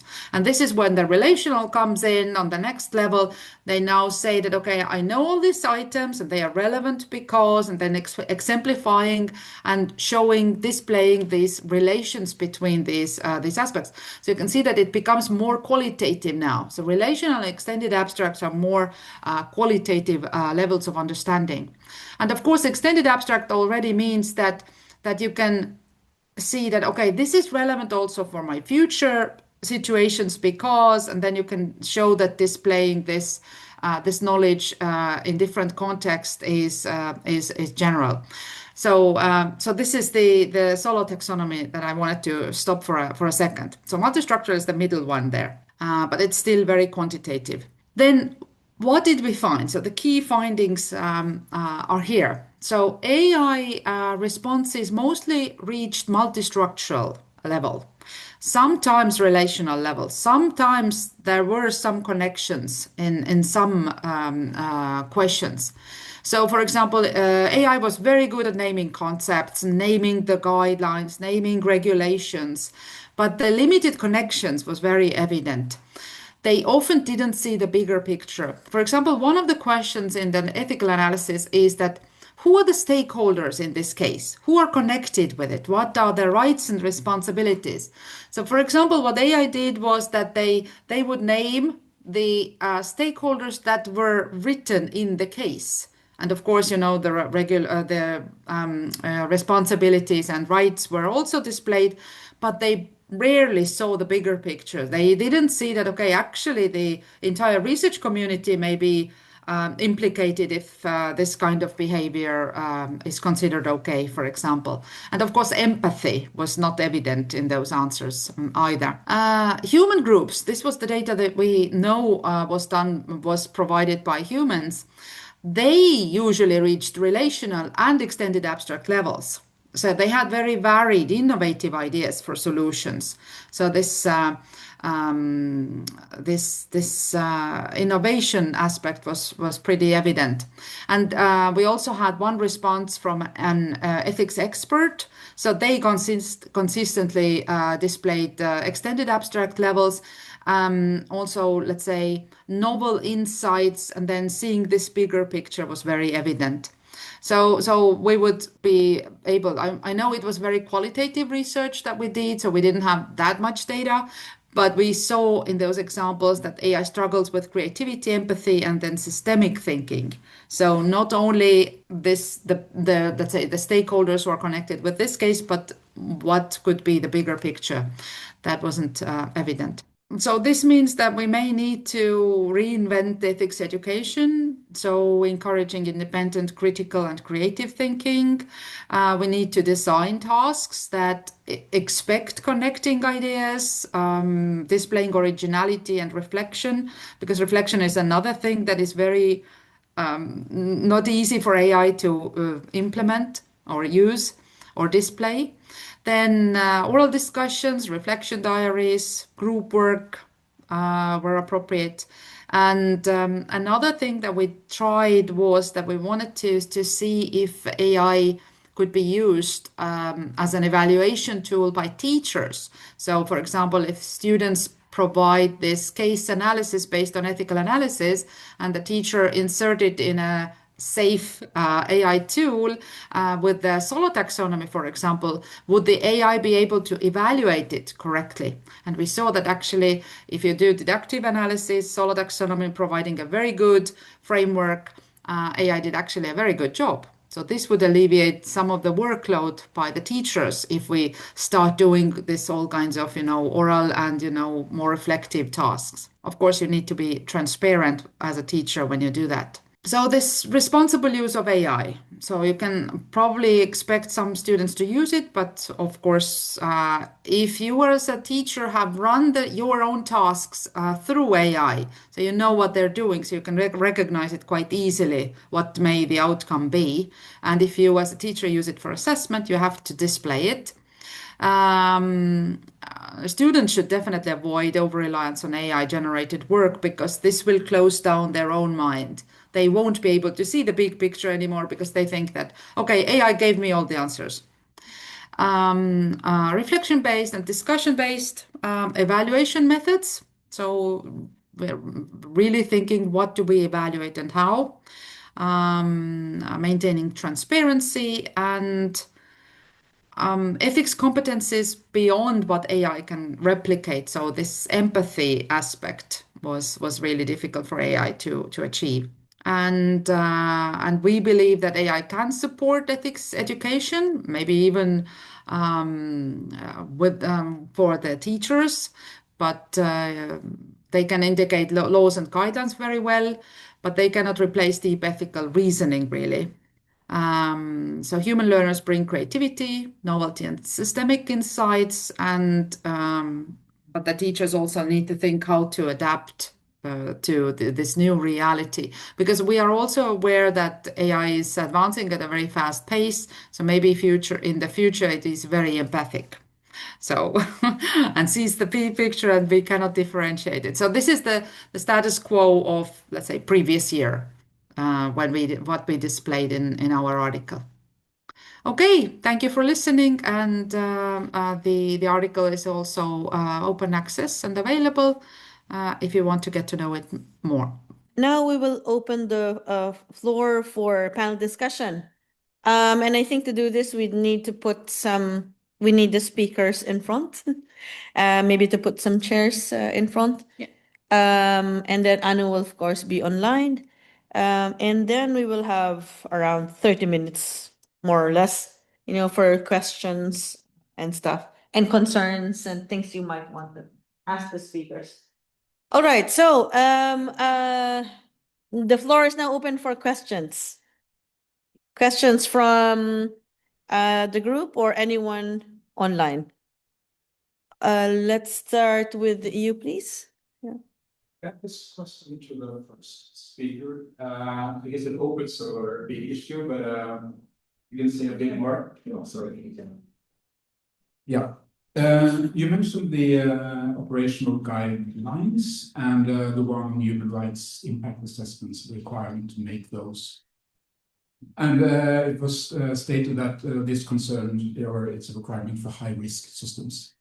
So I just wonder what the sort of discussions are about the distinction between high-risk systems and dual-use systems. So you can imagine systems for epidemic response, for example, that can be used also for with negative purposes. So I'm just wondering how those discussions are running, and if the questions of where that distinction might be drawn. That's a very good question. There is a big discussion right now about dual use in general, and with regard to the next framework program. For us, dual use is not an ethical issue. It used to be an ethics issue. But and especially right now with the defense program being under creation, I don't think that there is going to be. There are issues, but there is not. It is for sure not going to be treated as an ethics issue. The civil military dimension of research products in our framework program. What is important and what is treated as an ethics issue is the potential misuse of what we call research findings. And there, of course, there is an established process in place how to treat misuse. There is a specific guidance on how to treat misuses. But there hasn't been a link between AI and misuse or dual use, as you call it. That is something which is, I think, in the pipeline. I'm sure it's in the pipeline, but not in our hands. It is treated by another service. What I want to say, though, is that it is a very sensitive area simply because sometimes what we label as misuse, some other services or some other actors label it as dual use. And that is a conceptual confusion which has to be resolved soon. I would only say that we are trying to orient our audit actions into potential misuse, mostly in the area of the use of AI in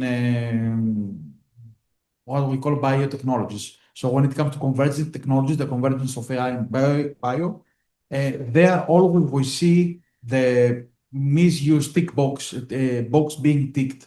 And that triggers another type of process, which involves not only the ethics review process, but also the security clearance process. So we have member states coming together and discussing whether a certain project should go forward with regard to potential misuse of its findings. But that's how the status quo. That's how it is right now. I don't know, and there are discussions and negotiations also with the member states as to whether we should trigger an AI specific misuse or dual use review process. For the time being, there is nothing decided on that. So I'll keep it short. I would only say that misuse is an issue, is an ethics issue. But with regard to AI, there hasn't been any particular reflection. There needs to be something, and probably we need to update our own guidelines on misuse and add a charter, a specific section on AI, which will also raise the visibility of this. And this is also linked to it becomes almost geopolitical. It is linked to what kind of partners are in the project, whether there are certain partners that come from certain parts of the world where we don't want to share our findings with or to design certain AI models with. So that may acquire a different dimension, which goes beyond sometimes the narrow ethics review process. And I will stop here. All right. Thank you very much, Mihalis. Any other speaker who wants to comment on that or? Yes, as I told before, I'm working with developing with other researcher the ethical framework for the Norwegian artificial infrastructure. So how, as a big service, how should one decide what should run on those services? So level under yours. So what we are doing is developing life cycles. So because we think one issue is about awareness. I think some research groups, some researchers do not know exactly if the result can be misused. One, it's about, of course, in war, like facial identification, but it's also about sustainability, resource usage. So I think that it's really important to not only have the law, but also really the hands-on awareness about the use of those of the infrastructure. So it's really complicated. Yes. All right. Thank you. I have one question from the online participants. Given that ethics should be incorporated from design phase of the project, should the European Commission and universities offer contact with ethics advisors? So this is a practical question. Anyone can respond to that. European Commission, okay. Yeah, I mean, we cannot, of course, provide names of people and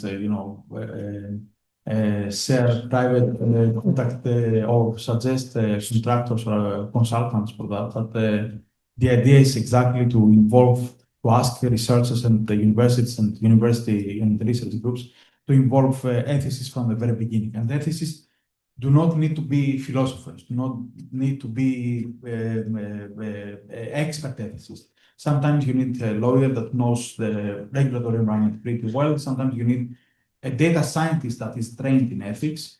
But for sure, what we ask with the ethical design approach is self-reflection, a group reflection, and a multidisciplinary reflection. So to involve more, I'll give it a name, social scientists into the game, so as to make sure that data scientists, or what we call hard scientists, are develop an osmosis, what we call a vivid interaction, and understand well and discuss thoroughly the potential societal or ethical impacts or dimensions of the research. And that is what we are, and that should be an ongoing dialogue, especially with AI. We may call for ethics by design. I prefer to add to complement this ethics by design with the what we call ethics in action approach. It's a dynamic technology, and by no means we should treat things in a static way, and we should limit ourselves to ex ante approach. We should be there to follow, to monitor the project, the research action as it goes, and make sure that also there on the ground ethicists in a professional, non-professional way are involved in an insightful way, not as a I would say as a reputation or as a labeling exercise, but in a way that you can see that the project is is designed, but also is well implemented. It's implemented in a way that is echoing and reflecting on the ethical concerns. Thank you, Mihalis. Anyone else who wants to respond to that? No? Yeah? Are you all happy? Okay. Are there other questions? Shireen, please. Thank you. I really enjoyed today. And I have a very practical question, or maybe very basic question. AI, in terms of the concept, the definition AI and how it's used, listening to everything today, I am thinking that all of that is building on machine learning, etc. But I saw something some time ago. I'd asked Rania the question, and it is about moving from AI over the years, moving from the initial, when persons talked about software, rule-based kind of technology software, where you can identify a particular outcome, predefined everything. Now, we're talking about AI in a different context. What I find as a pharmacist, just to contextualize in health, some presentations, I end up asking myself, what are we talking about in terms of are we talking about machine learning, or are we just talking about every software? And why I see that as a challenge is that in pharmacy, we use, for example, drug interaction checkers for years.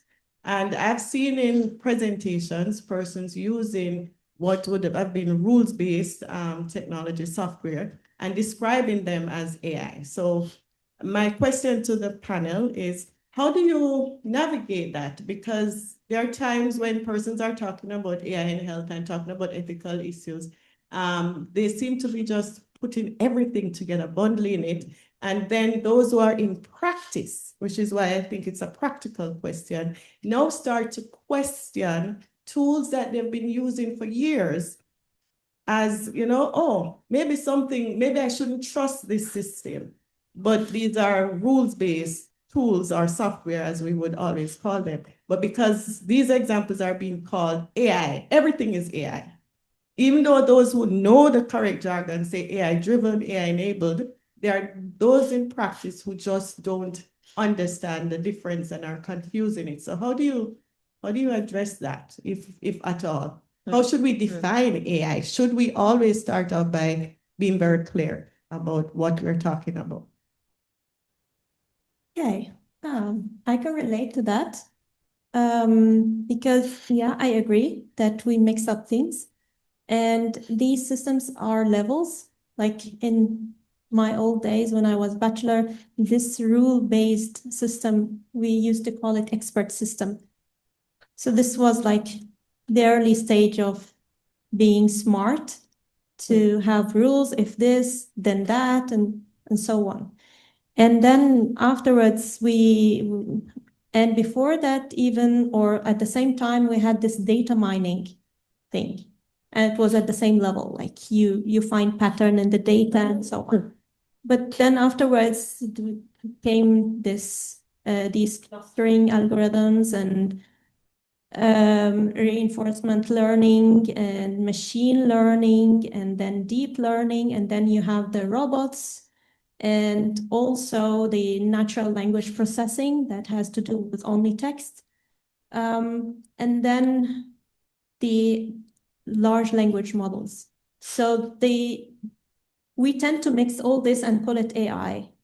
And we need to specify when we are talking about manipulation of algorithms, then we are probably talking about machine learning, deep learning, and LLMs. And we cannot say, but some people get angry when you say AI and you're talking about ChatGPT. You have to say generative AI. So I agree, we need to be specific what we are talking about because we tend to mix that. That's my perspective. Also, I'm from informatics, so I agree with you that it's a problem. But also in my presentation, I try to be very specific about generative AI and large language models, so people can relate to that. So it's quite complicated, and I think that now it's a very large ecology of different services.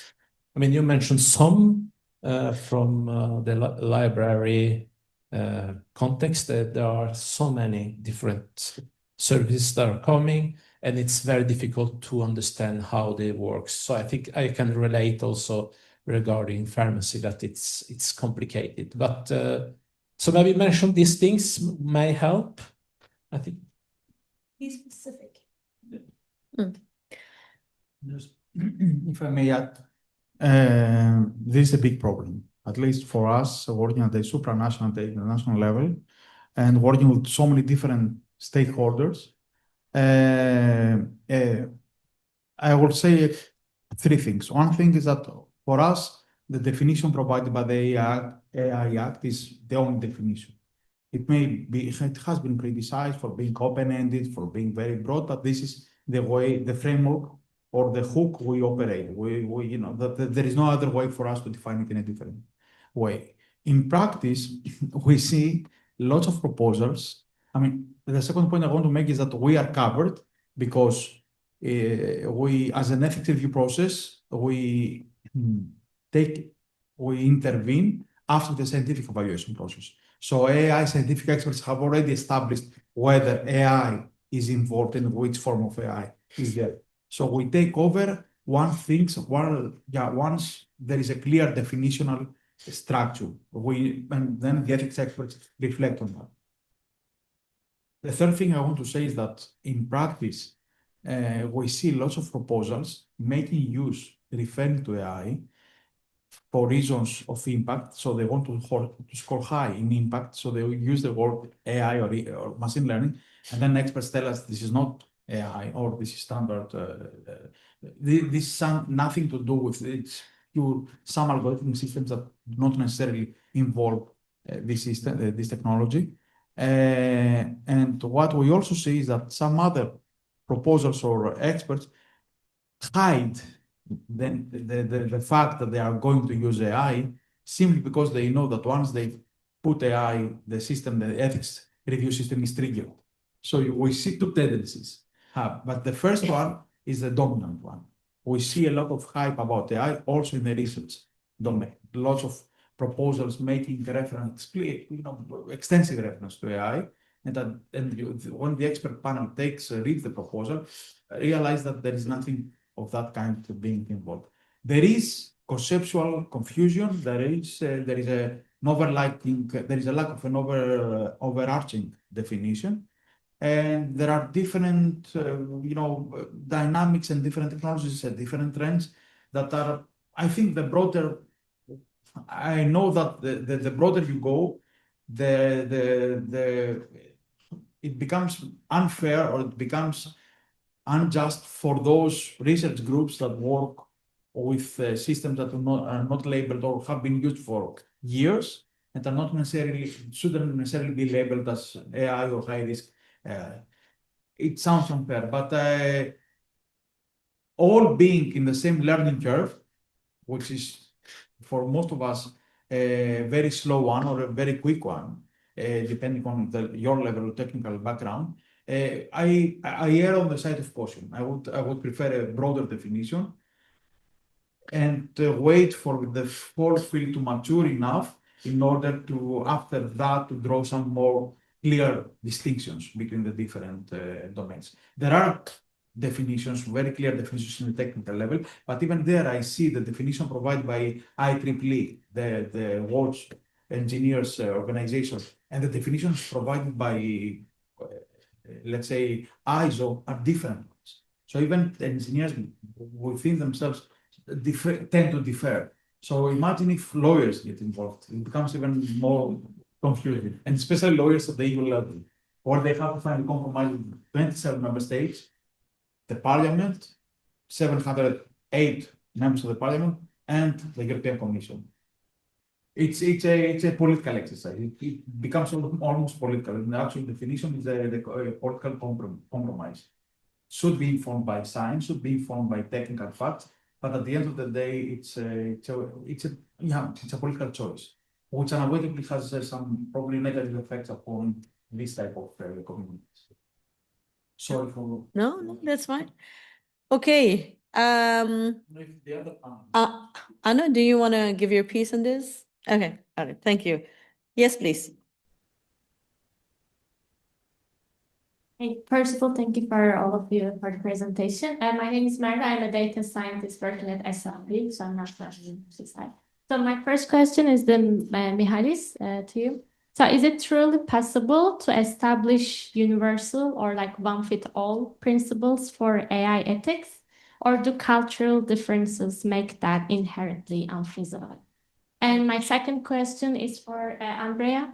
So in your presentation, you mentioned for the synthetic data is just some ethical concerns. So my question is like most of the time the synthetic data is generated and trained by using the real data. Does the ethical concern stems from because it's trained by the real data, or what do you mean by the ethical concern? It is by just the context of the generated images. And yeah, thank you. All right. All right. Yeah, I'll try to be brief this time. I'm not convinced myself whether we should go for a global AI ethics framework. It's very difficult. It may be very superficial if we do so. But I see, as I explained, the risks of not having one. Ethics washing, ethics fragmentation, and people start treating ethics as a labeling exercise and nothing more. There are discussions at the UN level. The resolution that the UN Assembly adopted in August is a positive note. They are going to establish a high-level expert group similar to the IPCC for climate change. and they're also going to work on value definitions. I think that this particular domain has matured to an extent, or the work of all these organizations to an extent that I don't think that we're far away from the moment that we will see some UN initiative that will also touch upon the ethical values. At the same time, having said that, and I think it's also important because what I see from these 260 initiatives is that most of them, 90% of them, come from the global north. So I see a huge imbalance, what we call ethical imperialism. Ethical standards created by the Western rich nations and imposed upon the rest of the world. And I see the lack of representation of the global south in that exercise. So if that happen, if that is something that will happen, I think it could also have a positive effect and restore the imbalances, the historical imbalances. At the same time, we have to be contextual, and we cannot impose the same ethical principles upon all upon different cultural contexts. Probably we need some, and there are studies that show that there is convergence among all these efforts. And probably where we can differ is the way we interpret and apply these principles. That's very difficult. When you have so many definitions of fairness, technical or ethical, philosophical definitions of fairness, more than 100 definitions, or ways to measure bias or fairness, it's extremely difficult to. Probably the technology itself may give a solution there. But I remain hopeful, and I think that will that global approach to that may help us in many ways. Yeah. Okay, thank you for the question. Yes, I think that it's important to have a difference between something called tabular syntactic data in medical care, that it's somehow quite normal to make. As I understand, I'm not expert in the medical care. But regarding one of the examples, as I mentioned, that you use natural language processing to create, also to work with data from these medical records, and then based on that, you train a language model. I think this implies maybe a new kind of ethical perspective, because somehow it becomes difficult to understand exactly the implication of the different levels. So somehow the bias that come from the original data that becomes then part of the language model, how do you understand that kind of bias? It's a different bias. And that's one part of the perspective. The other ethical perspective, it's also about regarding, as we also mentioned before, how to balance with innovation. So I think this is also somehow one need to really think about the implication of being so strict as is sometimes. So maybe that's also that we need, as I was telling to other, but maybe we need arena where to test these ideas and be sure that you don't create problems, but to see, okay, what are the possibility of using those data? Do they really create better health for people? We don't know exactly. If you don't try, I think that it's, and somehow then, so maybe you need another kind of ethics framework to understand that activity. So I don't know if I answered your question. All right. Other questions, Marcel, please, and then the guy in glasses.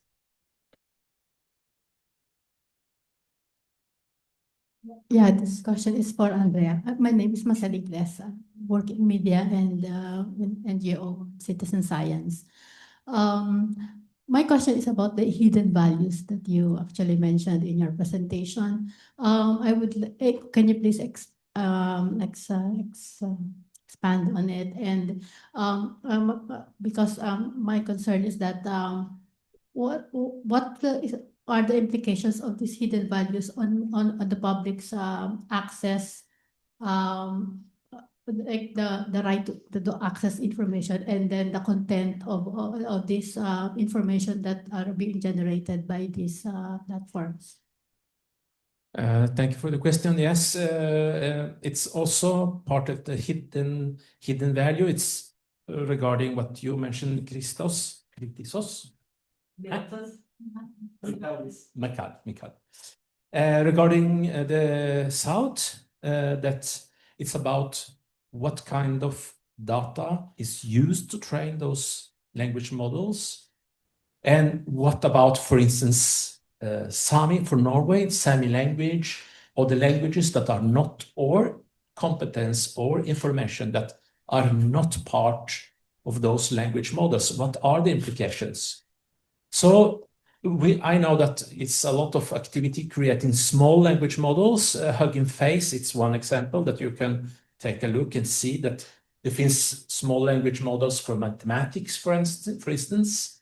So that it's the hidden value that some company in the US are developing those services, and we don't know exactly what kind of value are inside.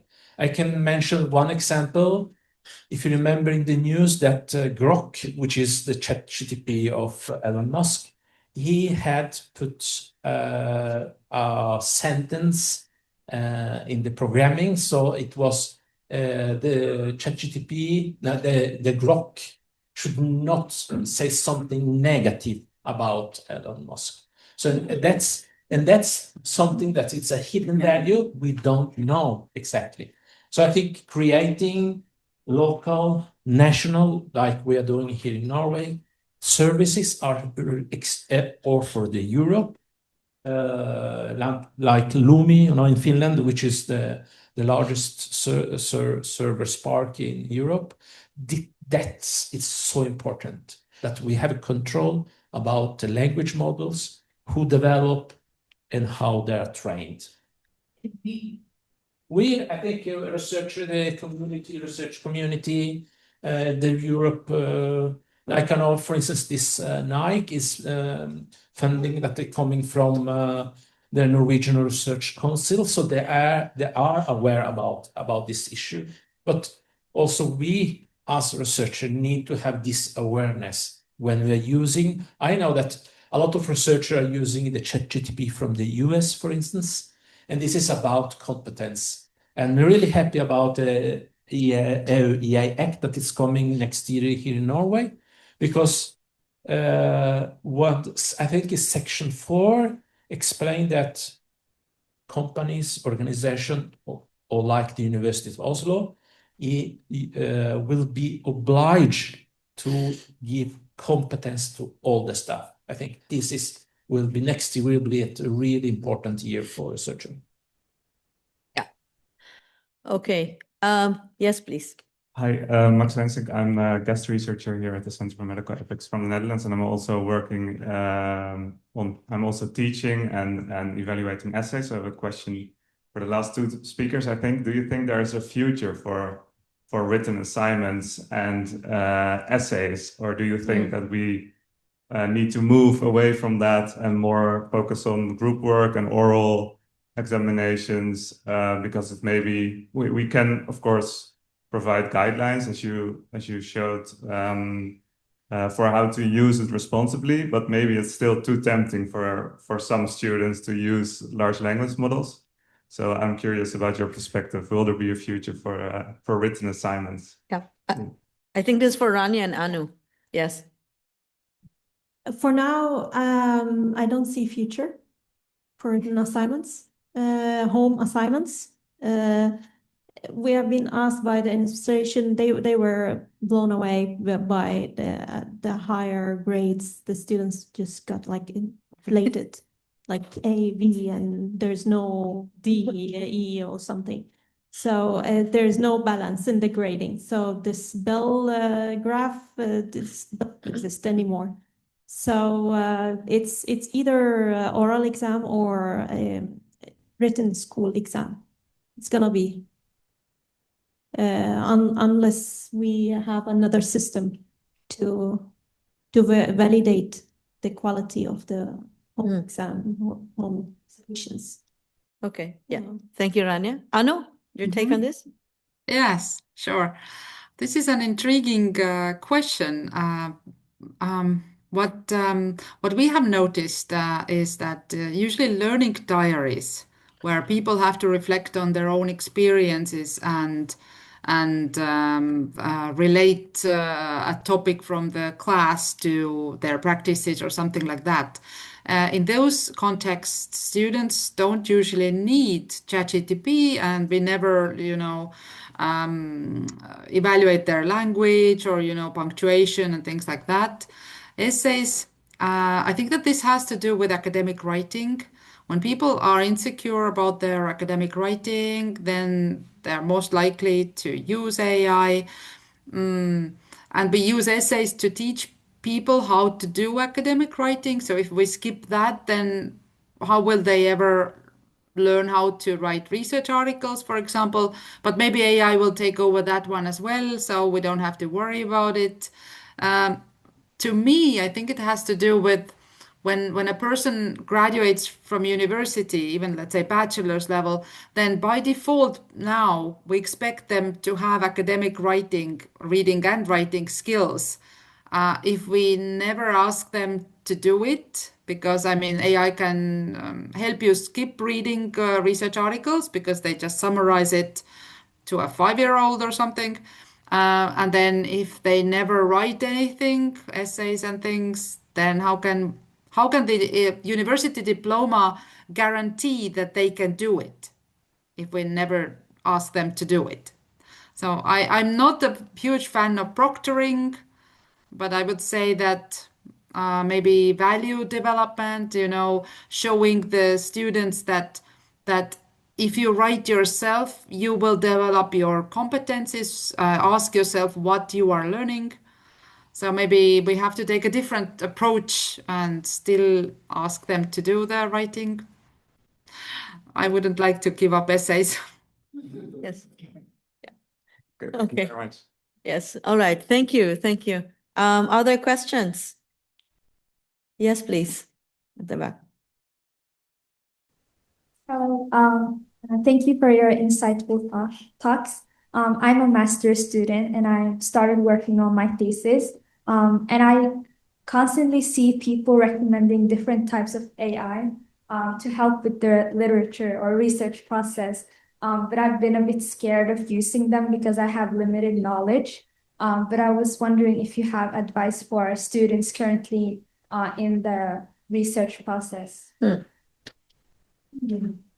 Yeah, and do you want any specific speaker to answer, or it's anyone? Okay, all right.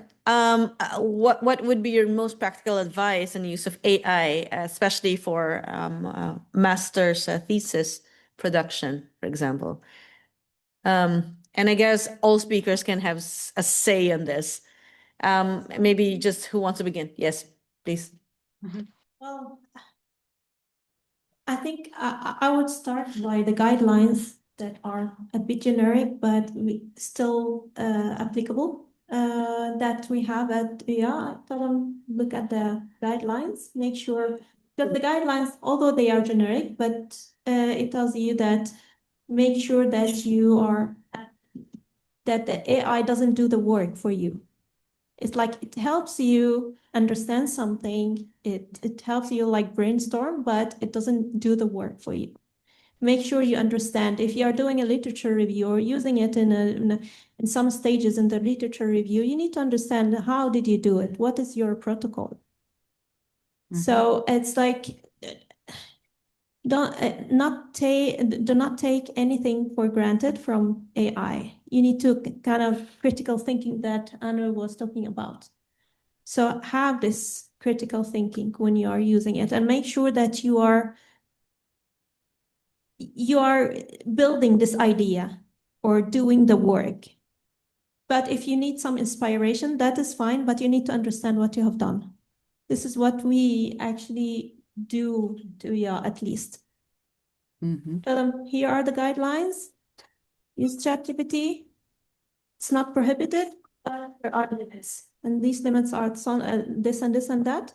And make sure you understand what you have done. Okay. All right. Thank you, Yeah. Rania. Yeah. Okay. Maybe Anu? Yeah, I just wanted to say that don't be afraid to test out things, because this is the only way to learn like what their capabilities are. Researchers also we have to start from somewhere, so we just have to open an AI tool and then see what it does and how it works. And teachers also need to be aware of those things. I know that just my personal suggestion, and I also supervise master's level students and I evaluate their thesis.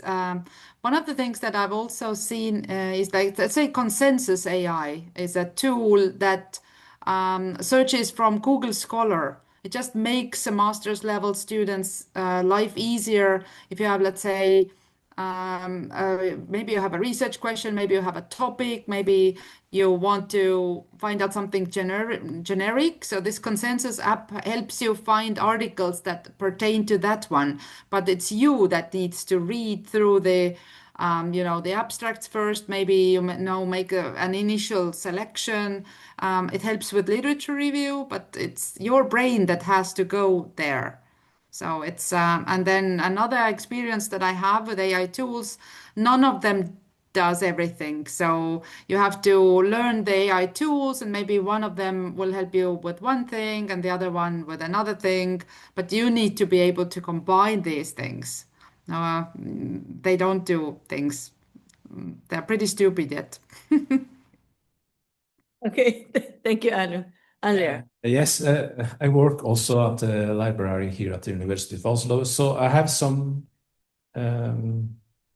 tip for you. Also, the first thing I will do is to ask your supervisor, agree with this person. Okay, what can I use and how? I think that should be, so you are in a kind of dialogue with this person. Second point is to see what kind of tools are allowed to use at the University of Oslo, which are not so many. You have the local ChatGPT and NotebookLM.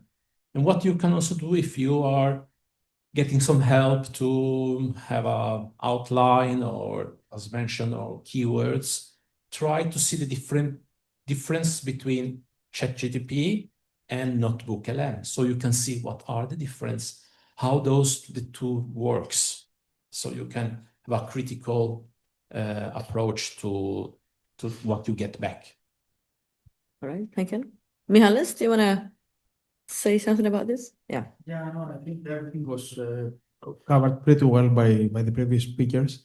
So basically, a combination of technical tools and a bit of critical thought as to why and for what you are using them. I would also remind about the fact that there are living guidelines at the EU level on that introduce some principles pretty generic, but still they give it orientation. And I would also like to make a plea that we should go back, I think, to the old traditional oral exams and in situ written exams, so as to prevent all sorts of accidents happening. There you can test the knowledge of the student pretty well. I know that theses do not work like this. They require time and reflection and for you to be on your own place. But there are ways. I'm talking like as a watchdog, but I think we need a bit of also a balance of the way we, as regulators or supervisors, approach that. So a bit of encouragement for experimentation, yes, but that should be combined with the acknowledgement that you are using that. You should be clear and transparent about the extent you are using this system. At the same time, we should draw some red lines as to how much of that should be used in such a creative process as it is the academic research. But I tend to go back to the old times where everything was, you had no way to deviate or to resort to this type of shortcuts. Yes. Okay, thank you very much. We have no time. We've reached the end of today's seminar. I hope you've enjoyed it, and I hope you've also, I mean, at least for me, it brought more questions, of course. It's a typical thing that happens to us. It brought more questions and answers, but also a lot of very informed questions, I would say. This is me flagging and, or shall we say, plugging in the Beyond the Bad Apples project. In case you want to follow, what happens in the project, you can just visit beyondbadapples.eu. Okay, thank you very much. With the agreement of the speakers, we will ask, of course, their consent if they wish their presentations to be shared. But for those presentations with their consent to be shared, will be shared to everyone who attended and maybe publicly shared as well.